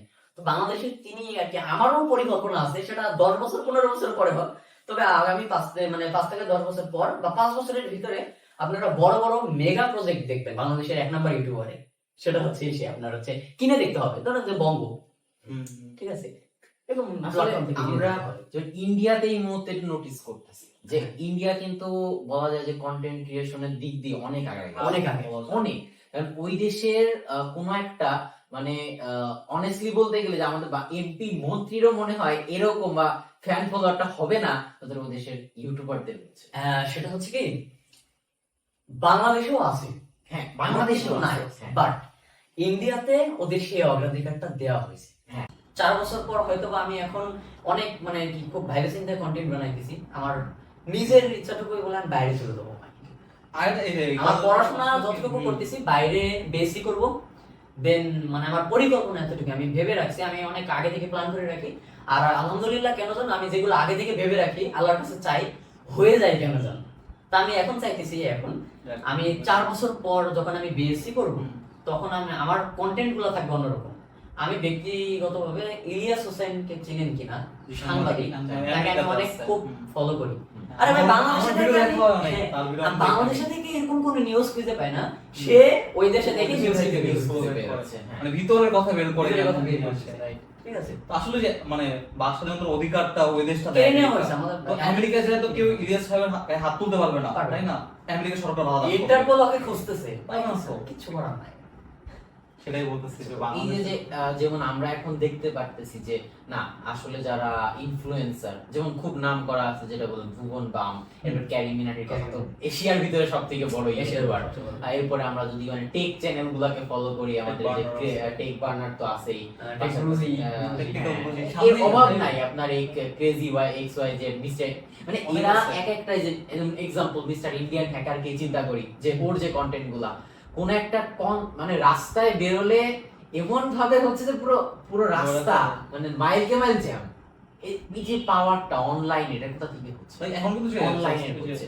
হেজি ম্যান আছে না, হেজি ম্যান রোস্ট করে, ওর একটা পডকাস্টে একটা কথা বলতেছিল যে ও তহিদ আফ্রিদের নিয়ে বের হইছে, তহিদের বাইরে নিয়ে তখন রাত মানে 2টা বা 1টা বাজে, রাত আরো 3টা মনে হয় রাত তখন। তো মাদারীপুর না কোন, আমার এই মুহূর্তে মনে নেই কোন এরিয়াতে, তো তখন আর কি একটা বুড়া লোক আর হলো গিয়ে তার একটা মেয়ে ছিল ছোট মনে হয়, তারা একটা হাইওয়ের একটা দোকানের পাশে চা খাইতেছে মনে হয়। তো ওরা তহিদ আফ্রিদি তারপর হেজি ম্যান ওরা আসলো বসলো, এখন ওই মেয়েটা ওরা আবার বলতেছে ভাই তহিদ আফ্রিদি, রাত 3টা বলে তখন। আর তহিদ আফ্রিদির ফ্যান বেসটা কই চলে গেছে যে ওর একদম ফুল বাংলাদেশে বলতে গেলে এই টু যে সবাই মোটামুটি চিনে তহিদ আফ্রিদি আমি কেউ আছে বাংলাদেশের। তো এইরকমই কন্টেন্ট ক্রিয়েশন আমরা চিনি কিন্তু আমরা নিজেদেরকে মানি না, ঠিক আছে? আমরা নিজেরাই নিজেদের মান কমাই ফেলি। পাওয়ার বলা যায় কন্টেন্ট পাওয়ার ক্রিয়েটর, তুমি পাওয়ার সম্পর্কে ভাই বললাম ওই যে 5 বছর পর আরো দেখবেন, ঠিক আছে? অনলাইন জগৎটা এরকমই। তো এখন এই সময়টাতে এসে যদি কোনো একটা মানুষ চায় যে মানে 2024-এ দাঁড়ায় যে না আপনি প্রতিবাদী কন্টেন্টে যাচ্ছেন বা আপনার টপিক বাংলাদেশের পরিপ্রেক্ষিতে বলতে হবে যে প্রতিবাদী কন্টেন্ট বাংলাদেশের জন্য কতটা যেহেতু আমরা বাংলাদেশে আছি বা সেক্ষেত্রে বর্তমানে যারা ইউথ আছে তারা কি আদৌ এই কন্টেন্টের আসা উচিত বা এসে কি তারা আদৌ দাঁড়ায় থাকতে পারবে বা অ্যাজ এ ক্যারিয়ার তারা কি এটাকে নিতে পারবে কিনা, এটা নিয়ে আপনার কি মতামত? এটা হচ্ছে ক্যারিয়ার যদি আমিও নিজে নেই, হ্যাঁ, আমি মনে হয় আমার ফ্যামিলি আমি নিজে চালাইতে পারবো, আরো 4-5টা ফ্যামিলি চালাইতে পারবো আমি যদি Profession অনলাইনটাকে দিয়ে। নিজের প্রফেশন নেই। কিন্তু বাংলাদেশ এমন একটা জায়গা ভাই, 2 দিন পর পর সবকিছু ব্যান হয়, ঠিক আছে? পাবজি, ফ্রি ফায়ার ব্যান, গেমারদের ভালো নেই, গেমারদের তারা এখন ব্লগ শুরু করছে। কালকে যে ফেসবুক ব্যান হবে না, এখনো Guarantee নিশ্চয়তা আছে, গ্যারান্টি আপনি দিতে পারবেন? সেটাই। এটাই। ইন্টারনেটে ব্যান হয়েছে। ইন্ডিয়ায় মানে অতটাও মানে ফেক অপারেটের যে ব্যাপারটা না, বাংলাদেশে হচ্ছে নিজেরা আমরা নিজেদেরকে দেখতে পারি না। হ্যাঁ, এই যে এই বিষয়টা আমরা আছে, বাংলাদেশের মানুষ গোলামিটাকে আর কি স্বীকার করতে ব্যস্ত, মানে আমরা সবসময় গোলামি মেনে নেই। নিজে যে উঠে দাঁড়াবো, ওইটা আমরা বুঝি না। ইন্ডিয়া যারা আমাদের আছে, চিন্তা শক্তিটা এখন ওই পর্যায়ে যায় না। ওই পর্যায়ে যায় না। আমরা চিন্তা করি চাকরি করবে, চাকরি ছাড়া অন্য কিছু করা যায়। চাকরি ছাড়াও যে অন্য কিছু করা যায়, এটা এখনো এই চিন্তা মানুষ আসে না এখনো। আমি যদি অনলাইনে কাজ করি, আমি সাজিম, আমার কত, আমার একটা পেজে এখন 3 লাখের উপরে ফলোয়ার আছে, আর একটা পেজে 1,05,000-এর উপরে আছে, আর একটা পেজে আছে হচ্ছে আপনার 50,000-এর উপরে, ঠিক আছে? আমি যদি মনে করি স্পন্সর সহ মনিটাইজ সহ হ্যান্ডসাম একটা স্যালারি আসে ভাই, না, এটা বলছি এটা কোনো সেকেন্ড ক্লাস সরকারি চাকরিজীবী পায় না। বিসিএস ক্যাডারও পায় না। বিসিএস ক্যাডারও পায় না এটা সবাই। তবে একটা জিনিস কি, যেমন 2020 যদি চিন্তা করি, ওই সময় কিন্তু ফ্যামিলি সাপোর্ট অনেকেই পাইতো না, অনেকেই মানে 90% কন্টেন্ট ক্রিয়েটর বা যা ইনফ্লুয়েন্সার আছে তারা পাইতো না। বাট এখন যদি বলি সেক্ষেত্রে কিন্তু না, আগের থেকে ফ্যামিলি যেসব বুঝতেছে অনেকটা বেশি আসলে মানুষের ভিতরে change গুলো আস্তে আস্তে চেঞ্জ create গুলা হয়। যে না আদৌ এখানে পসিবল, কারণ আগে তারা জানতো না যে না পসিবল। আমি তোমার ফ্যামিলির মানুষকে বোঝাইতে পারিনি, হ্যাঁ ফার্স্ট ইনকাম এসে যখন হাতে ধরাই দিছি তখন হ্যাঁ তখন হ্যাঁ, তখন তারা ফুল সাপোর্ট। বাট এই যে কারণ তারা জানতো না, তাদেরকে আমরা ব্লেম করতে পারবো না, কারণ Even তাদের এটা ছিল না। টাকা দেওয়ার পরও আম্মুর একটা কথা ছিল যে কোত্থেকে আসলো? কই থেকে আসলো, এরকম তাই অনেক কি আসে করো? আছে। আম্মুরে নিয়ে আমি এই জন্য মার্কেটে আসতাম, ঠিক আছে? মার্কেটে যাইতাম, কেউ দেখা হইলে দড়াই ধরতো, এইগুলো ঠিক আছে? এই কেউ টেইলরের কেউ দড়াই ধরতেছে, আমার দর্জিকের সাথেও তোর ভালো সম্পর্ক, ঠিক আছে? ব্যাপারটা আর কি এরকম পর্যায়ে থাকতাম যে না ভিডিও বানায়, ভালোবাসে, ঠিক আছে? আর আমি মাঝে মধ্যে নিজের প্রতি নিজে কনফিউজ হয়ে যাই ভাই, আমার মনে হয় না যে আমি ওরকম ভিডিও বানাই। আমি তো আগে ভিডিও সপ্তাহে 3টা ভিডিও বানাইতাম, আমি এখন 1.5-2 মাসে একটা ভিডিও বানাই। ইভেন এখন আর কি রেগুলার হবো। মানুষজনের একটা বিশ্বাস করতে কষ্ট একসাথে বলতে গেলে যে লাইক ইন্টার ফার্স্ট ইয়ারে পড়ো তুমি, এখন তো তোমার মান্থলি ইনকাম 1-2 লাখ টাকার উপরে সময় চলে যায়। মানুষ চিন্তা করে ইন্টার এত কেমনে হয়, মানে বাংলাদেশের মানুষের মধ্যে ওই চিন্তাটা নাই এখন, মানে আস্তে আস্তে নাই। সামনে হবে। লাইক নাসির সালিম ভাইয়ের যে ভিডিওটা, যে সবচেয়ে তার পডকাস্ট সবচেয়ে বেশি যেটা ভাইরাল হলো, নীল নাফিসের ভিডিওটা, যে 7 লাখ টাকা ইনকাম করে, তো ওইটাই কেন মানে মানুষ বিশ্বাস করতেছিল না যে 7 লাখ টাকা কেমনে সম্ভব বাংলাদেশের মানুষের জন্য। তো ওইটাই মানুষ সবচেয়ে বেশি অবজার্ভ করছে আসলে কি পসিবল কিনা। এই জায়গাটায় আমাদের আসলে দেখা উচিত, মানুষের চিন্তা চেতনা একটু ঠিক করা উচিত। লাইক তুমি বলছো সবাই বিদেশ চলে যাবে, বিদেশ চলে যাওয়ার কারণটা কি যে আমাদের অনেক কিছু নাই, বাট আমরা চিন্তা করি করবো কিন্তু আমরা প্রতিবাদ করার টাইমটা পাই না, প্রতিবাদ করলে আমরা অফ হয়ে যাই।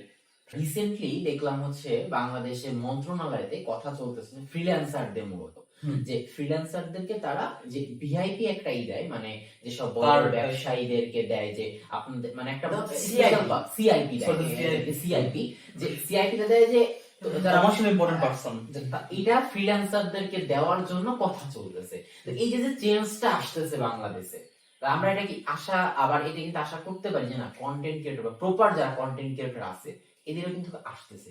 হ্যাঁ, এটা এখন হয়তো বা কি অফিসিয়ালি কোনো দেওয়া নাই, বাট আমরা অফিসিয়ালি বুঝতে পারতেছি যে না কন্টেন্ট ক্রিয়েটরদের একটা ডিমান্ড দিচ্ছে, হাই ডিমান্ড। যেমন যদি আজকে থেকে 2 বছর আগের কথা, যখন আমি মনে করেন ফানি কন্টেন্ট আমি শুট করতাম আমার গ্রামের এলাকাতে, তো শহরে যেমন তেমন, বাট যখন আমি গ্রামে শুটে যাচ্ছি, আমি ক্যামেরার পিছনে দাঁড়ায় আছি, আমার পরিচিত রিলেটিভ ছোট ভাই ব্রাদারদের শুট করাচ্ছি কমেডি, তো এই যে আশেপাশে যাচ্ছে, মানে যারা চাচারা, স্পেশালি চাচা দাদা নানা, তো তো এদের যে একটা মানে কি যেন আমি করে আসছি এমন ভাবে তাকায় থাকতেছে দূর দিয়ে, তো এদেরই দেখবো নাকি আমি ক্যামেরা দেখবো যদি কনফিউজ হয়ে থাকবে। এটা 2020 মানে করোনার সময় অফ, আমরা ওই সময় শুট করতেছি, একদিক দিয়ে কথা নেই তোরা এই ছড়াবি ওই ছড়াবি, আবার তখন অনেকটা কমে গেছে করোনা, এবার সরি 22-এর দিকে শুটটা করতাম, বাট তারপরেও যে একটা তাদের যে নজরটা মানে মনে হচ্ছে যে আমি কোথা থেকে একটা মানে এরকম একটা ব্যাপার আছে না যে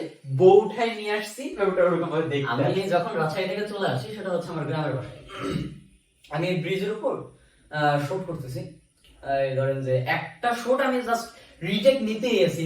আমি বললাম না যে আমি আমার মানে যতগুলা পাঞ্চ লাইন থাকে আমি সবসময় আয়নার সামনে ট্রাই করি ফেলাম, ঠিক আছে? ধরেন যে ভিডিও বানাইতেছি যে WhatsApp cousin this is Sadim, এই দিয়ে আমি কিছু একটা শুরু করতেছি, পাশ দিয়ে কেউ যাইতেছে, আচ্ছা তো ডিমোটিভেট করার জন্য এইটুকু যথেষ্ট। আমি কি কিছু ভুল করতেছি এভাবে কেন দেখতেছে, এই যে একটা তারপরে হচ্ছে সেটা হচ্ছে যে কিছুদিন আগে ফিলিস্তিনদের উপরে যে হামলা হলো, তারপরে বাংলাদেশি সরকার তাদের পক্ষ নিয়ে দাঁড়াইলো। পৃথিবীর কিন্তু সব সরকার তাদের পক্ষ নিয়ে দাঁড়ায়, ঠিক আছে? তো আমার এলাকার এক চাচা, তিনি হচ্ছে বিএনপি করে। তো উনি আমাকে বললো, বাস্তা ভিডিও তো দেখলাম, আমি আবার বলছিলাম আমার ভিডিওতে ডায়লগ ছিল এরকম যে ধন্যবাদ প্রধানমন্ত্রী যে ফিলিস্তিনের পক্ষে দাঁড়ানোর জন্য, এরকম সাহস আর কয়জন প্রধানমন্ত্রী করেছেন, সেলুট আপনাকে। উনি টিটকারি দিয়ে বলতেছে যে ঠিকই তো সেলুট দিতেছো, সরকার সম্বন্ধে জানো? আমি বলি, কাকু অত তো জানার প্রয়োজন নাই, আমি তো নতুন জেনারেশন, যতটুকু দেখতেছি ভালোই দেখতেছি। ডিজিটাল বাংলাদেশ হইতেছে ভাই, ঠিক আছে? ডিজিটাল বাংলাদেশ হইতেছে। পৃথিবীর অনেক কান্ট্রি আছে যাদেরকে আমরা মানে আর কি খুব নিয়ে আসবো, পাশের দেশ ইন্ডিয়াই বলে, ওরা সেফ গাজা বলে কোনো পোস্ট করে নাই, ওদের কোনো র্যালি ছিল না সেফ গাজা। বাট বাংলাদেশ থেকে বাংলাদেশের প্রধানমন্ত্রী তিনি স্টেটমেন্ট দিয়েছেন যে আমরা আগেও ছিলাম গাজার পক্ষে, এখনো রয়েছি, ইনশাল্লাহ আগামীতেও রবো, ঠিক আছে? এই জিনিসটা মানে খুব ভালো লাগে আর কি, ঠিক আছে? যে হ্যাঁ বাংলাদেশি সরকার তাদের পক্ষে আছে, এবং বাংলাদেশের যে পরিবেশন চাপও ক্রিয়েট করে বাংলাদেশ, চাপকে উপেক্ষা করে বাংলাদেশি সরকার প্রধানমন্ত্রী এত কিছু কথা বলতেছে, গাজার পক্ষে কথা বলতেছে। বাট পৃথিবীতে আরো অনেক অনেক মানে আর কি শক্তিশালী রাষ্ট্র আছে, ঠিক আছে, যাদের অনেক পারমাণবিক বোমা হ্যান ত্যান হাজার হাজার অনেক কিছু আছে, তারা গাজার পক্ষে কথা বলছে না। তো সত্যের পক্ষে কথা বলার জন্য সাহসের এটা কি, এটা ওয়ান কাইন্ড অফ কিন্তু আমরা কিন্তু মোটিভেশন পাচ্ছি। হ্যাঁ, মোটিভ যে এইটা দেখে যে না এইখানে যেহেতু আমাদের মতো প্রতিবাদী টাইপের একটা যে এত বড় বড় দেশকে উপেক্ষা করেও যখন কথা বলতে, তাহলে আমরা কেন এত বড় বড় এসে উপেক্ষা করে কথা বলতে পারবো না? এই যে একটা মোটিভেশন, এটা কিন্তু আমাদের ভিতরে অলরেডি চলে আসছে। তো তো আমি আবার ওই প্রশ্নটা যাইতে যাবো যে এখনকার জেনারেশন কি, যারা আপনাকে দেখতেছে, যে আপনার এই প্রতিবাদটা দেখতেছে, এটা দেখে কি তারা শুরু করতে পারে? যদি মনে করে যে প্রতিবাদ করার জন্য কন্টেন্ট ক্রিয়েশনে কি গুরুত্বপূর্ণ না আদার্স টাইপও করা যায়? কোনো ওয়ে আছে? হ্যাঁ অবশ্যই। প্রতিবাদ করার অনেক মাধ্যম আছে, তোমার কাছে কন্টেন্ট ক্রিয়েশনে তুমি বাইসে নিছো, এরকম আরো অনেক মাধ্যম আছে। তো মানুষ যদি কন্টেন্ট ক্রিয়েশন প্রতিবাদ অ্যাসেট নেয়, তোমার যত কেস হইছে আবিজে হইছে, তো আরো কেমনে ব্যালেন্সটা করতে পারে? এটা হচ্ছে আমি জাস্ট একটা ছোট মানে আমার অত জ্ঞান নাই ভাই, ঠিক আছে? আমি জাস্ট অতটুকু বলবো। আমার এলাকার একজনের অ্যাক্সিডেন্ট হয়েছিল, বাইক অ্যাক্সিডেন্ট। তাকে প্রথমে সদরে নেওয়া হয়, সেখান থেকে রিজেক্ট করে যে ওপারে আপনার হচ্ছে মেডিকেলে নিতে হবে, সেখানে নিলাম। ক্যামেরার না একটা পাওয়ার আছে না, ঠিক আছে? সেটা হচ্ছে কন্টেন্ট ক্রিয়েটরদের পাওয়ার, আমি বলবো না, জাস্ট ক্যামেরার একটা পাওয়ার আছে। তো তাকে নিয়ে যাওয়ার পর তার হচ্ছে বাইরে তেমন একটা মানে ক্ষত হয়নি, মাথায় আঘাত পেয়েছে। তো ওয়ার্ড বয়, ঠিক আছে, ওখানে নিয়ে যাওয়ার পর ওয়ার্ড বয় আসছেন, তিনি এসে পালস মারছে। ওয়ার্ড বয় পালস, আমি তাকে বললাম, ভাই আপনি ডাক্তার? ওই মিয়া বেশি বোঝেন কেন, হ্যান ত্যান, ঠিক আছে, আপনি ওই জায়গায় যায় বসেন, রোগের ব্যাপারটা আমরা দেখতেছি, ঠিক আছে? আচ্ছা আচ্ছা ঠিক আছে, আপনি ডাক্তার না। আর একজন মহিলা আসলো, আসার পর উনিও দেখতেছে, উনি আবার একটু ওই পবিসেট দিয়ে জায়গায় জায়গায় সিলছে, তো ওগুলো একটু ঘষতেছে, পবিসেট দিয়ে মুছতেছে। আচ্ছা ঠিক আছে। পরে মহিলা ডাক্তার আসলো, তার সাথে আমি কথা বললাম, ইনারা কি ডাক্তার? তো বলতেছি ইনারা তো ডাক্তার না, আমি এদেরকে পারমিশন দিচ্ছি। আমি বলছি, who give you this right? এই অধিকার তো আপনার নাই, আপনাকে এখানে ডাক্তার রাখা হয়েছে, হ্যাঁ, আপনি এসে পর্যবেক্ষণ করবেন রোগীর কি হয়েছে না হয়েছে, এটা আপনার হাতেই হবে। উনি আমার সাথে শাউট করা শুরু, তখন আমি ক্যামেরা অন করছি, সম্পূর্ণ বিস্তারিত যখন আমি বলা শুরু করলাম, ঠিক আছে, যে এই হয়েছে, ইনি ওনার মানে ওনার নাম এখানে লেখা ছিল, উনি ক্যামেরা অন করার পর নামটা এভাবে আটকাইল, আর শুধু আনসার বাহিনীকে ডাক দিতেছে ওনাকে বের করেন, ঠিক আছে, আমি একজনও গায়ে টাচ করবেন না, ঠিক আছে। পরে হ্যান বলার পর উনি আমাকে বললো যে আপনারা কি চিকিৎসা চাচ্ছেন? আমি জি চিকিৎসা চাচ্ছি। তো বলতেছে দয়া করে ভিডিওটা ডিলিট করবেন, আমি আপনার পেপারটা দেখতেছি। আমি চিকিৎসা করেন, ভিডিওটা ডিলিট হয়ে যাবে। যদিও তাদের কথা রাখছিলাম, ভিডিও ডিলিট করছি, তবে তারা চিকিৎসা দিতে পারেনি, মারা গেছে। তো প্রতিবাদ করার জন্য অনলাইন প্ল্যাটফর্ম মানে কি যথেষ্ট না, আবার যথেষ্টও, ঠিক আছে। যেরকম কিছু ন্যাশনাল ইস্যু আছে, ঠিক আছে, এই যে পোশাকের স্বাধীনতা চাচ্ছে, এটা মানুষ ভিডিও যে যে ভিডিওর মাধ্যমে যে ভাইরাস ছড়াবে, আমি ভিডিওর মাধ্যমে সেই ভাইরাসের অ্যান্টিভাইরাস দিই, কিন্তু ফিজিক্যালি কিছু একটা হচ্ছে, সেটার প্রতিবাদ আমি ভিডিও দিয়ে করতে পারবো না। এখানে একজন ময়লা ফালাই গেছে কিংবা এখানে মারামারি হয়েছে, আমি ভিডিওতে বক বক করতেছি যে এখানে রেগুলার মারামারি হয়, মারামারিকে অফ করতে হবে, হবে না।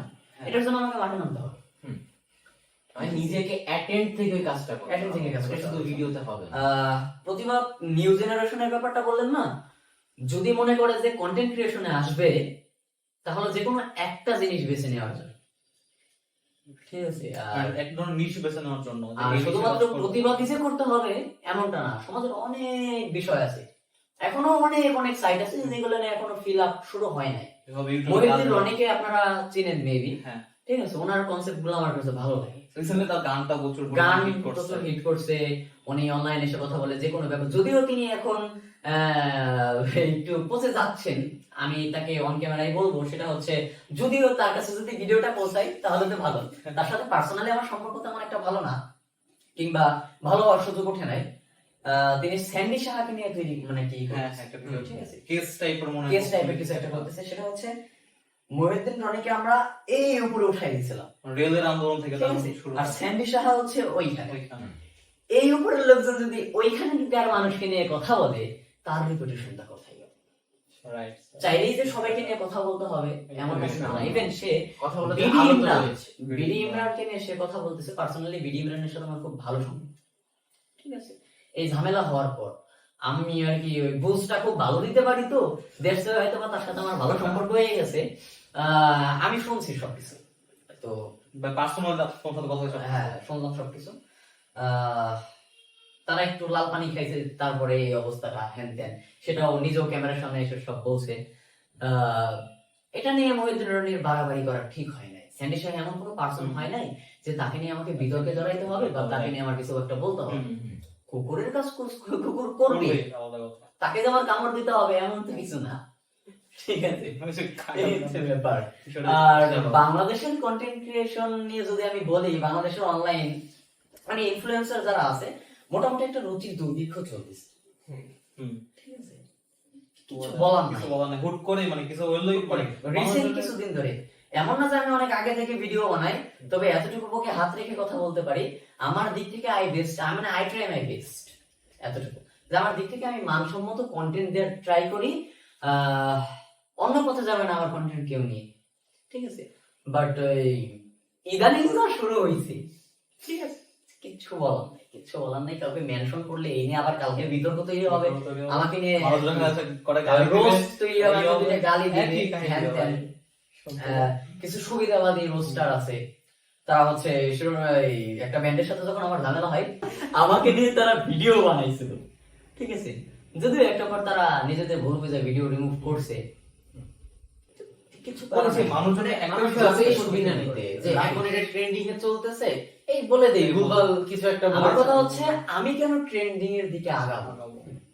আমি তুই trending দেখতেছে তৈরি যে করি। ওইখানে গেলে আমার ভিউটা বেশি পাবে, আমার ইনকাম বাড়বে, সব বাড়বে। এটা কিছুদিন আগে ওই জায়গাটা বাংলাদেশের কোন এক মহাবাই সাহেব বলেছেন যে খেজুরের পরিবর্তে আপনারা বড়ই ট্রাই করতে পারেন, অনেকে ভিডিও বানাইছে, ব্যাপারটা নিয়ে আমার ভিডিও বানানো উচিত হবে না। আমি মনে করছি যে এটা চলে যাক, তারপরে ভিডিও বানাবো। রামাদান নিয়ে অনেক ভিডিও এখন পর্যন্ত বানাই ফেলছি, বাট আমি সবকিছু রেডি করে এখনো ভিডিও বানাইনি। আমি 10টা রোজা যাক, তারপরে রিল্যাক্সে ভিডিও ছাড়ব, ঠিক আছে।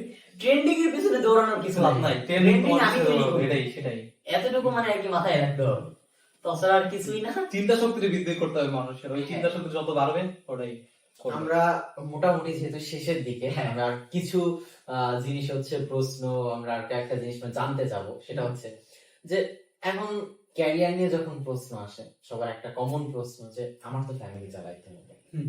তো আমি বেস্ট উদাহরণ ওই ইন্টার ফার্স্ট ইয়ারের পরে ফ্যামিলি সেটাই পাশাপাশি আমি চালাতে পারো যাচ্ছি। অবস্থা তো চালাবে, কিন্তু এই যে যে একটা অনেকে আমরা এখন যদি বর্তমানে দেখি, যখন আমরা অনেক আগে থেকে শুরু করছি, যেমন আমারটা যদি চিন্তা 2018 দিক থেকে আমি অ্যাজ এ ফ্রিল্যান্সার আমি কাজ করতেছি বিভিন্ন কাজে, বাট এখন একটা নতুন ফ্রিল্যান্সার আমি কিন্তু সমান কখনোই হব না, বা তারা কিন্তু কখনোই আমার আমার সেই কাজটা করতে পারবে না। তো এই যে যে মানে বর্তমানে যারা করতে তাই কিন্তু অনেক বেশি স্ট্রাগল তাদের করতে হবে। কারণ তুমি যেটা বললা যে শুরুর দিকে 200-100 ভিউজ অনেক বড় একটা ব্যাপার, বাট বর্তমানে কিন্তু ওইটাও আসতে চায় না। বর্তমানে একটা নিউ পেজ, একটা নিউ চ্যানেল, মানে যারা নিউ শুরু করবে, শুরুতে কিন্তু 10টাই অনেক কিছু। তো এই জিনিসটা তারা কিভাবে ধরে রাখবে, বা এটা কারণ এটা আমরা এখন বুঝতেছি যে না, এখন যদি এই সেম আমি যদি এখন একটা নতুন চ্যানেল করি, ফুল কোয়ালিটিতে ফুলও যদি করি, তাতেও কিন্তু 3 মাস লাগবে, বা আমি একটা আনুমানিক বললাম আর কি, যে একটা সময় কিন্তু আমার লাগবে, একটা কনসিস্টেন্সি লাগবে, রেগুলার একটা ব্যাপার লাগবে।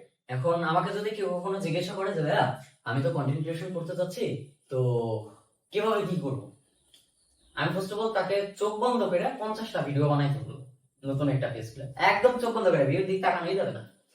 আমার ফার্স্ট ভিডিওতে ভিউ আসছিল 45টা ভিডিও পর, যখন আমার প্রত্যেকটা ভিডিওতে 200-150টা করে 20টা করে ভিউ, 45টা ভিডিও বানাইছি, তারপরে একটা ভিডিওতে আমার ভিউ আসছে, বুস্ট আপ করছে। ঠিক আছে। তো 50টা ভিডিও আমি বানাইতে বলবো ফার্স্ট অফ অল। আর 2 নম্বর কথা, সপ্তাহে 3টা করে ভিডিও বানাইতে বলবো। আর আজকে আমি নাচার ভিডিও বানাইতেছি, কালকে যে গান গাবো, এটা করা যাবে না। আমার যেটা প্যাশন, ঠিক আছে। আমার এক বন্ধু আছে, ও আমাকে মাঝে মধ্যে বলে ভাই ভিডিও বানাবো, বুঝছেন আমি দেখতেছি আমার ক্যারিয়ার না ভিডিও কি, ঠিক আছে। ওই মানে বলা পর্যন্ত তো আমাকে রিসেন্ট জিজ্ঞাসা করছিল ভাই কি করা যায় কথা, আমি বলছি, তোমার কন্টেন্ট ক্রিয়েশনে আসা মানুষের যে যৌন আকাঙ্ক্ষা আছে না 5-10 মিনিটের জন্য তো থাকে, তোমার ব্যাপারটা হচ্ছে তেমন, ঠিক আছে। বলা পর্যন্ত পিছনে তাকানো যাবে না যদি কন্টেন্ট ক্রিয়েশনে আসি, পিছনে দেখা যাবে না কত ভিউ হলো, কত ভিউ হলো ওটা দেখা যাবে, জাস্ট পছন্দটাই করে Substance যেতে হবে। ধরে রাখাটাই এখন important। পর্যন্ত আমার পেজ আমি ডিলিট করে দিছি। আমার 3 লাখের পেজ আছে, 1 লাখের পেজ আছে, 50,000 টাইম রেগুলার ভিডিও বানাই। লাস্ট একটা ভিডিও আপলোড দিছি প্রায় 2 মাস পর, মনে হয় 2000 ভিউ হয় নাই, একটা স্পন্সর ভিডিও ছিল, ঠিক আছে। তা আমি এখন পর্যন্ত আর কি ভিউ দিক তাকাইনি। এটাই মানে ধরে রাখতে হবে বিষয়টা, মানে একদিন এক মাস পর ছেড়ে দিলাম ওরকম কোনো কাজ করা করে যাবে না। যেতে হবে, ফল একা একাই আসে। প্যাশন হিসাবে নিতে হবে এতটুকু। ওটাকে যদি সিরিয়াস টাকা মানে ভিউ, আর যদি টাকা কামানোর উদ্দেশ্যে কেউ করতে চাও ভাই, দরকার নেই, তাহলে ছেড়ে দেওয়া যায়। ট্রেন ছেড়ে দেবো ভাই। তোমরা নির্দিষ্ট তো কোনো অ্যামাউন্ট নাই রে ভাই, ধৈর্য লাগবে না। ধৈর্য থাকবে না। বাংলাদেশ মানুষ তো এই ধরেন যে আমি গত 5 মাস ফেসবুকের অফিসিয়ালি একটা পয়সা আমার পকেটে ঢুকে নেই, বা আমার কার্ডে এখনো আসে, ব্যাংক অ্যাকাউন্টে এখনো ঢুকে নেই। এটা মানে না আসার কারণ আমি আমার মেইন পেজ ডিলিট করে দিছি, বাকি যে 2টা পেজ আছে এমনি দাঁড়া করানো, 3 লাখের আছে, 1 লাখের আছে, মনিটাইজ একটা আছে, ওটা হচ্ছে 1 বছর আমি ভিডিও পোস্ট করব না, গাইডলাইন খেয়ে আছে একটা, ইচ্ছা করে করব না, দেখি আর 8-9 মাস পর ছাড়বো হয়তো। 3 লাখের যে পেজ আছে ওটা কিছু কিছু মানুষ ছিল যারা আমাকে সবসময় ডিমোটিভেট করতো যে পারবি না ভাই সাসি, তোমার পক্ষে এগুলো সম্ভব, হ্যান ত্যান অনেক কিছু বলতো, ঠিক আছে। আমার খুব নিয়ারেস্ট একজন বাংলাদেশের খুব ভালো একজন কন্টেন্ট ক্রিয়েটর, তার সাথে আমার খুব ভালো সম্পর্ক। আমার যখন 400 ফলোয়ার তখন তার 40,000 ফলোয়ার। আমার কি একটা প্রবলেম হয়, আমি তাকে নক করি যে ভাই একটা প্রবলেমে পড়ছি, এটা কিভাবে সলভ করবো, তখন তার 40,000 ফলোয়ার, খুব ভালো ভিউ। তো বলতে যাই তোমার 400 ফলোয়ার গেলে কি করবা, ওর যখন 50,000 ফলোয়ার তখন আমার 1.5 লক্ষ ফলোয়ার, ঠিক আছে। ওরকম আরো কিছু মানুষ আছে, তাদেরকে দেখায় রাখার জন্য আমি জাস্ট পেজ ফালাই রাখছি, আমি ভিডিও ছাড়বো না, ফালাই রাখছি এতটুকু, আমি পারি ভাই, ঠিক আছে। ক্ষমতাটা আছে। চেষ্টা করলে যে পারবো এতটুকু বুঝাই রাখছি।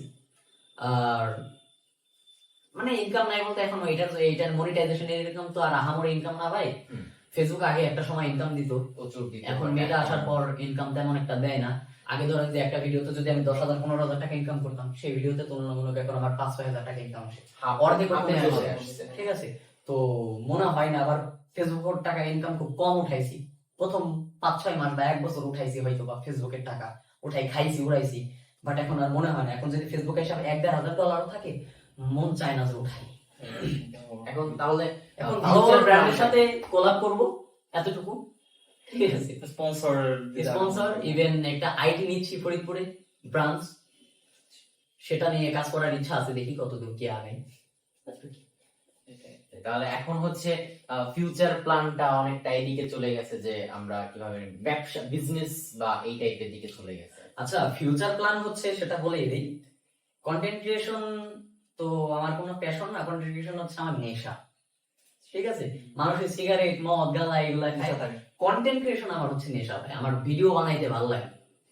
হ্যাঁ, আমি যে এখন ক্যামেরার সামনে আছি, যে লাইট আছে, রিং লাইট সবকিছু আছে, আমার কাছে ভালো লাগতেছে ভাই, মনে হয় যে সারাদিন এর ভিতরে বসে আমি কথা বলি। হ্যাঁ, ক্যামেরা অন আছে। আর বিজনেসের প্রতি এখন যে অনলাইনের একটা পাওয়ার আছে, ই কমার্স। গত বছর আপনারা যে আমার অডিয়েন্স আছেন যারা, গত বছর আমি আমের ব্যবসা করছিলাম, ঠিক আছে, সারাদিন তো ঘুরছি ফিরছি, মানে যা করছি অনেক খরচ করছি, দিন শেষে আমার ভালো একটা হিউজ অ্যামাউন্ট ছিল পকেটে। বিজনেস ভাই বরকতময়, আর বিজনেস বিজনেস তো বিজনেসই ভাই। এই যে মানে সব কন্টেন্ট ক্রিয়েশনের বিজনেস আগাচ্ছে, ইন্ডিয়া যেমন টেক কন্টেন্ট টেক বানার তার ক্লথিং ব্র্যান্ড শুরু করলো, বিশাল বড় একটা আমাদের বাংলাদেশে উদাহরণ দেওয়া যায়। যেমন টেক বানানোর কথাটাই যদি উঠে, সে কিন্তু প্রথমে গেছে হচ্ছে ইউনিক হচ্ছে মানে কাস্টমাইজ মোবাইল কভারে, তারপরে সে গেছে হচ্ছে ক্লথিং ব্র্যান্ড, নিজস্ব গার্মেন্টস এ গেছে। রাফসান ছোট ভাইয়ের কথা বলতে পারে, বুলু তো হ্যাঁ, ক্রিয়েট করলো। তো এই যে মানে প্রতিটা কন্টেন্ট ক্রিয়েটর কিন্তু তাদের একটা মানে ব্যবসা বা একটা বিজনেস। এখন কি তাহলে এটা বলা যায় যে এক টাইমে পর অবুজ বড় ফেসবুক থাকবে না, যার কোনো এরকম কোন একটা যার কারণে সে এখন ব্যবসায় কনভার্ট করতেছে বা এরকম? আমার ব্যাপারটা আমি ক্লিয়ার করি, তারপরে ওই ব্যাপারটা সেটা হচ্ছে, আমি যতই বিজনেস করি সেটা হচ্ছে সিজনাল বিজনেস আমার। কারণ আমি সাউদিন যতটুকু পরিচিতি পাই কিনা, খুব সামান্য পরিচিতি পাইছি, যতটুকু এক্সপেক্ট করছি তার বেশি পাইছি, বা ইনশাল্লাহ আগামীতে আরো পাবো, এটা আমি আশা রাখি। আমি যদি 5 বছর পরে এসে বলি যে আমি স্বাধীন, কেউ আমাকে চিনবে না, বাট সালমান মুক্তাদির, রাফসান দা ছোট ভাই, এরা যদি 10 বছর 5 বছর পরে এসে বলে যে hello guys, this is Rafsan ছোট ভাই, হ্যান্ডেন এগুলো বলে, ওদেরকে কিন্তু সবাই চিনবে। ওরা ওই অবস্থানে গেছে বলেই একটা ব্র্যান্ড দাঁড়া করানোর মানে একটা সাহস করছে বা ক্ষমতা রাখে। ঠিক আছে, তো আমি মনে করি যে আমি এখন ধরেন যে আমার এবার ঈদ উপলক্ষে আমি ইচ্ছা আছে যে আমার সাইড একটা বিজনেস রাখতে, পাঞ্জাবি সেল। ঠিক আছে, প্রিমিয়াম কোয়ালিটি, ঠিক আছে, প্রিমিয়াম পাঞ্জাবি আমি সেল করব, বা আমি সময় আসবে তখন সিজনাল আমার বিজনেসটা আমি সাইড বিজনেস রাখবো, বাট পার্মানেন্ট আমি আগামী 5-7 বছরে কোনটাই রাখবো, কারণ ওই বয়সটা এখন আমার হয় না। ঠিক আছে, বিজনেসের জন্য একটা বডি ল্যাঙ্গুয়েজের ব্যাপার আছে, সেটা আমার এখনো হয়নি। বা ওই বিজনেস করতে হলে অনেক মাথা খাটাইতে হয়। ঠিক আছে, অনেক রাতের পর রাত আমের বাগানে ঘুমাইছি তো চাঁপাইনবাবগঞ্জে, দেখছি অনেক মাথা খাটানোর ব্যাপার আছে, যার কারণে সাহস হয় না। প্রত্যেকটা বিষয় একটা আলাদা থাকে। এখন যেমন হচ্ছে আমি যদি বলি, যেমন বাংলাদেশের কন্টেন্ট ক্রিয়েটর বলবো না, বাট যে আসলে বলতে পারি যে কি তাকে কি খালিদ ফারহান, একে চেনে নাকি একজন ব্যবসায়ী, বিশাল, তাকে কথা ওই বলতে মানে এক কথায় আমরা যদি কোন একটা মানুষের কথা চিন্তা করি বাংলাদেশের, যার এখন ফ্রিল্যান্সিং নিয়ে ব্যবসা নিয়ে সে কিছু চিন্তা করবে, শুরু করবে, তার মাথায় প্রথম চলছে যে খালিদ ফারহানের ভিডিও দেখতে হবে। এখন বিজনেস খালিদ ফারহানের ব্যাপারটা হচ্ছে কি, খালিদ ফারহানকে কিন্তু আমিও ভিডিওতে বলছিলাম যা যা বলা, আমার একটা ভিডিও আছে। তো খালিদ ফারহান হচ্ছে একজন ব্যবসায়ী, হ্যাঁ ঠিক আছে, তার মাইন্ডটা একটা ব্যবসায়ীর মতো, সে জানে অনলাইন বিজনেস, সে জানে, ঠিক আছে, সে জানে কিভাবে আলোচনায় আসতে হবে, মাঝে মধ্যে সে কেন আলোচনায় আসলো, যদিও তাকে নিয়ে আমি পরে ভাবলাম যে ভিডিওটা মনে হয় বানানো ঠিক হয় নাই, বাট যখন দেখতেছে যে তাকে নিয়ে তেমন একটা আলোচনা হইতেছে না, ঠিক আছে, তখন সে ওই যে হামাসকে নিয়ে কথা বলা শুরু করে দিয়েছিল। ঠিক আছে, আবার সে আলোচনায় আবার সে তাবিজ বিক্রি করে, এইরকম একটা অবস্থা। ঠিক আছে, তবে খালিদ ফারহান নিয়ে একটু রিসার্চ করছি, মোটামুটি সমালোচনা করব না, ভালো একজন বিজনেসম্যান, এইটা মানতে হবে, বাংলাদেশের ই কমার্সের ভালো একজন বিজনেসম্যান। আর একই সাথে এটা বলা যায় যে তাকে সে আর যাই করুক, তার যে কথাগুলা সেগুলো কিন্তু আমাদের জন্য যে প্রেডিকশন, যে 10 বছর পরে, যেমন আমি তার একটা ভিডিও বিগত 2 বছর আগে বা 2.5 বছর আগে ভিডিও দেখছি, সে বলছিল যে 2 বছর পরে বা 3 বছর পরে বাংলাদেশে এই স্কিল গুলার বা এই বিজনেস গুলার একটা ভালো ডিমান্ড হবে। আমি রিসেন্টলি দেখতেছি যে হ্যাঁ, তার বলা ম্যাক্সিমাম কথা এখন কিন্তু মিলে যাচ্ছে। because they know তো all the things. কারণ সে জানে যে একটা মানুষ যখন ডাক্তার সে অবশ্যই জানবে যে আসলে কি হলে কি হবে, তো সেম ভাবে সে জানে অনলাইনে সে বুঝতে পারছিল, আমরা যখন এখন রিয়েলাইজ করতেছি বাট সেই জিনিসটাকে আগে রিয়েলাইজ সে জানে যে কি আসবে না আসবে, কিভাবে আলোচনায় আসতে হয়। এটা জানে। প্ল্যাটফর্মের কাহিনী হচ্ছে আমার আব্বু রিসেন্টলি চিন্তা করছে কি করবো মানে একটু অন্যভাবে মানে বিজনেস করা যায় কিনা। আব্বু চাকরি করে, তো আব্বুরা চিন্তা করলো খালিদ ফার্মের ভিডিও দেখাই, মোটিভেশন দিই। তো আব্বুর সামনে খালিদ ফার্মের ভিডিও ছাড়লাম, তো আমি চলে আসছি এখান থেকে। আব্বু অনেকগুলো ভিডিও দেখে আমি বলতেছি আসলে লোক অনেক জানে না কিছু। তারপরে তার কথাতে সে ওইটা ক্রিয়েট করতে পারছে যে সে ইমপ্রেস করতে পারে, আর সে মানে বুঝে শুনে এই বিষয়টা বলে যে আসলে এরকম এরকম না কিছু করা যায়। তো আর 2 নম্বর কথা, বিজনেস বলেন যে লাইনে বলেন, যদি আমি উপরে যেতে চাই তাহলে আমাকে গা ভাসাতে হবে নোংরার সাথে, এটুকু মানতে হবে আর কি। সেটা আপনি কিছুক্ষণের জন্য হলেও কিছুক্ষণের জন্য হলো। আপনি এডুকেশনাল সাইট আইমান সাদিকের দিকে তাকান, তাকে নিয়েও সমালোচনা আছে সমালোচনা হবে। আছে, ঠিক আছে? যার দিকে তাকান, সাদমান সাদিক, আইমান সাদিক, তারপরে হচ্ছে 13 গরুর মালিক, ঠিক আছে? অনেকে আছে এখন নাও স্পির দিক থেকে পীর হয়ে যাইতেছে। অনেক কাহিনী আছে। এই যে আইমান সাদিক একটা টিচার হয়ে কিভাবে এত ফ্যান, এত ফেমাস, এত মানে কেউ কোনোদিন কল্পনা করে না। আমি আসলে মনে পড়লো একটা জিনিস শেয়ার করতে হবে অন ক্যামেরাতে, যদি বাই চান্স দেখলে ভালো। তো কি হয়েছে, আমি think ফরিদপুর ভালো ফরিদপুর আসবেন।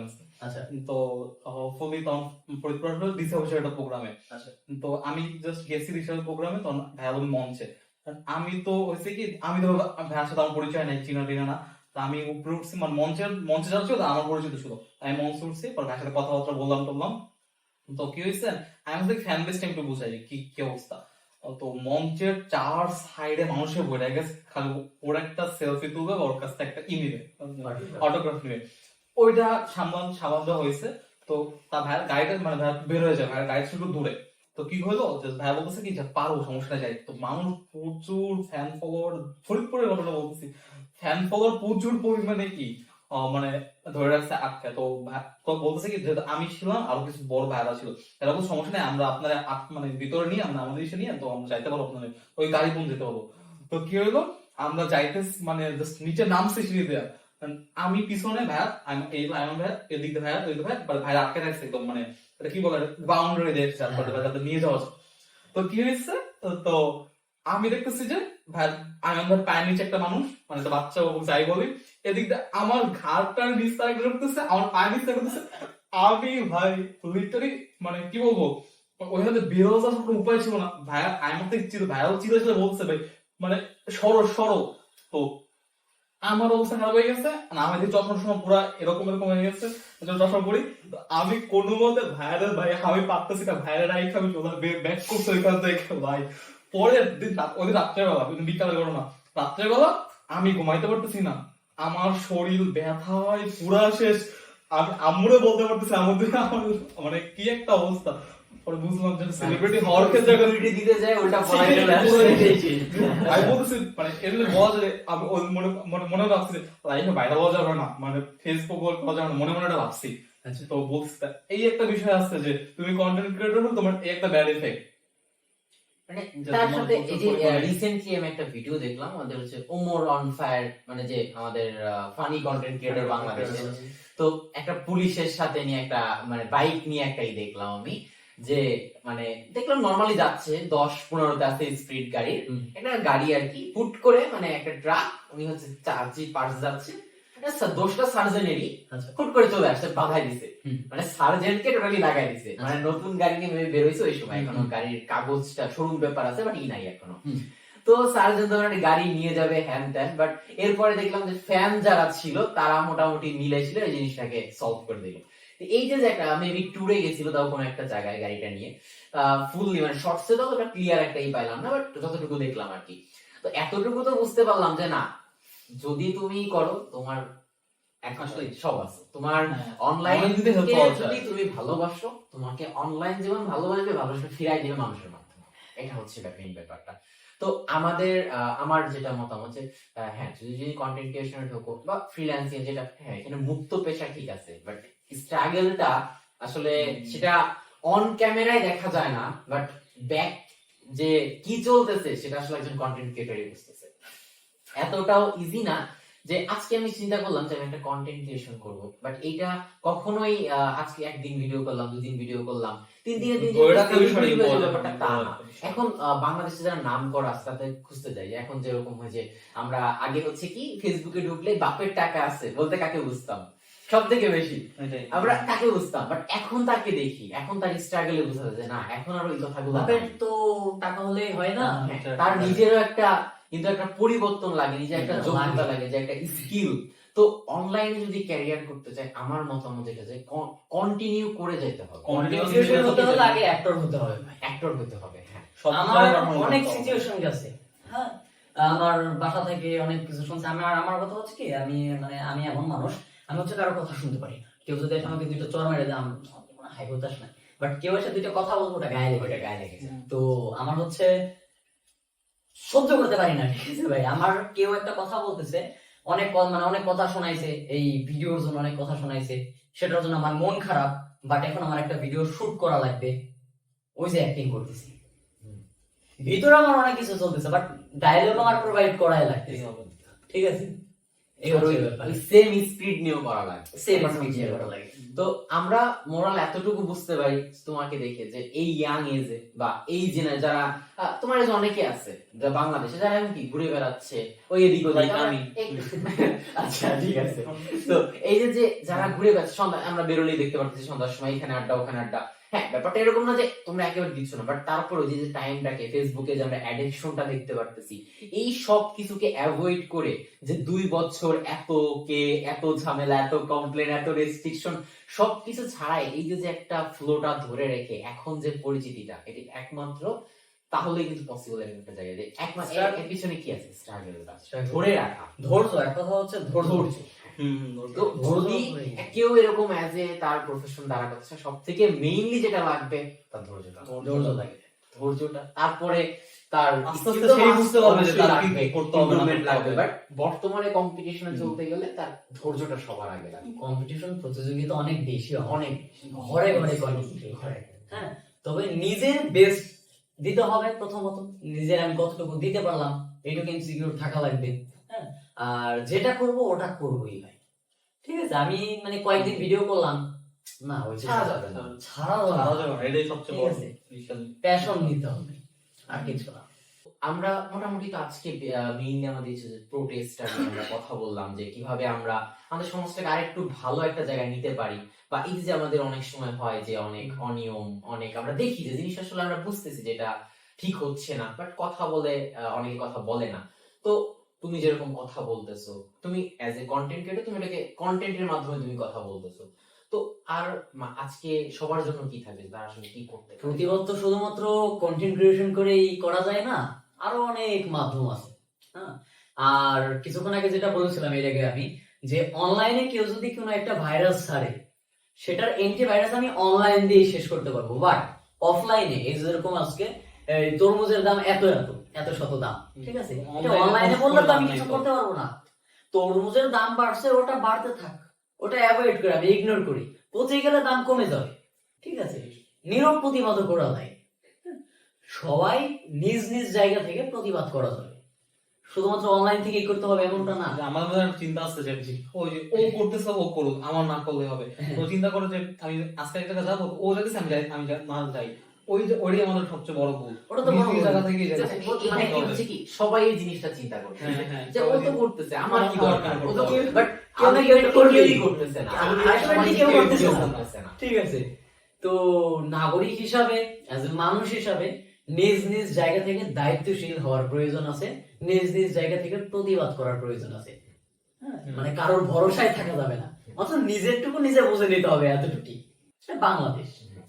তো আমরা কিভাবে আগে আছি, কারণ রাস্তা আমাদের অনেক আছে, শুধু যে কন্টেন্ট ক্রিয়েশন তা না, আবার একই সাথে আমরা এতটুকু যে যারা ইয়াং জেনারেশন আছে তাদের জন্য এটা একটা উদাহরণ হতে পারে যে না আমরা একই সাথে প্রতিবাদও করতে পারি, নিজের প্রফেশন নিজের ক্যারিয়ারটাকেও কিন্তু আমরা ডেভেলপ করতে পারি, বাট তার জন্য সবকিছুর জন্য মূল একটা জিনিস লেগে থাকতে হবে। তো এতটুকুই যদি লেগে থাকা থেকে আমরা আজকে এপিসোড শেষ করি, নেক্সট আমরা আরো লেগে থাকবো ইনশাআল্লাহ।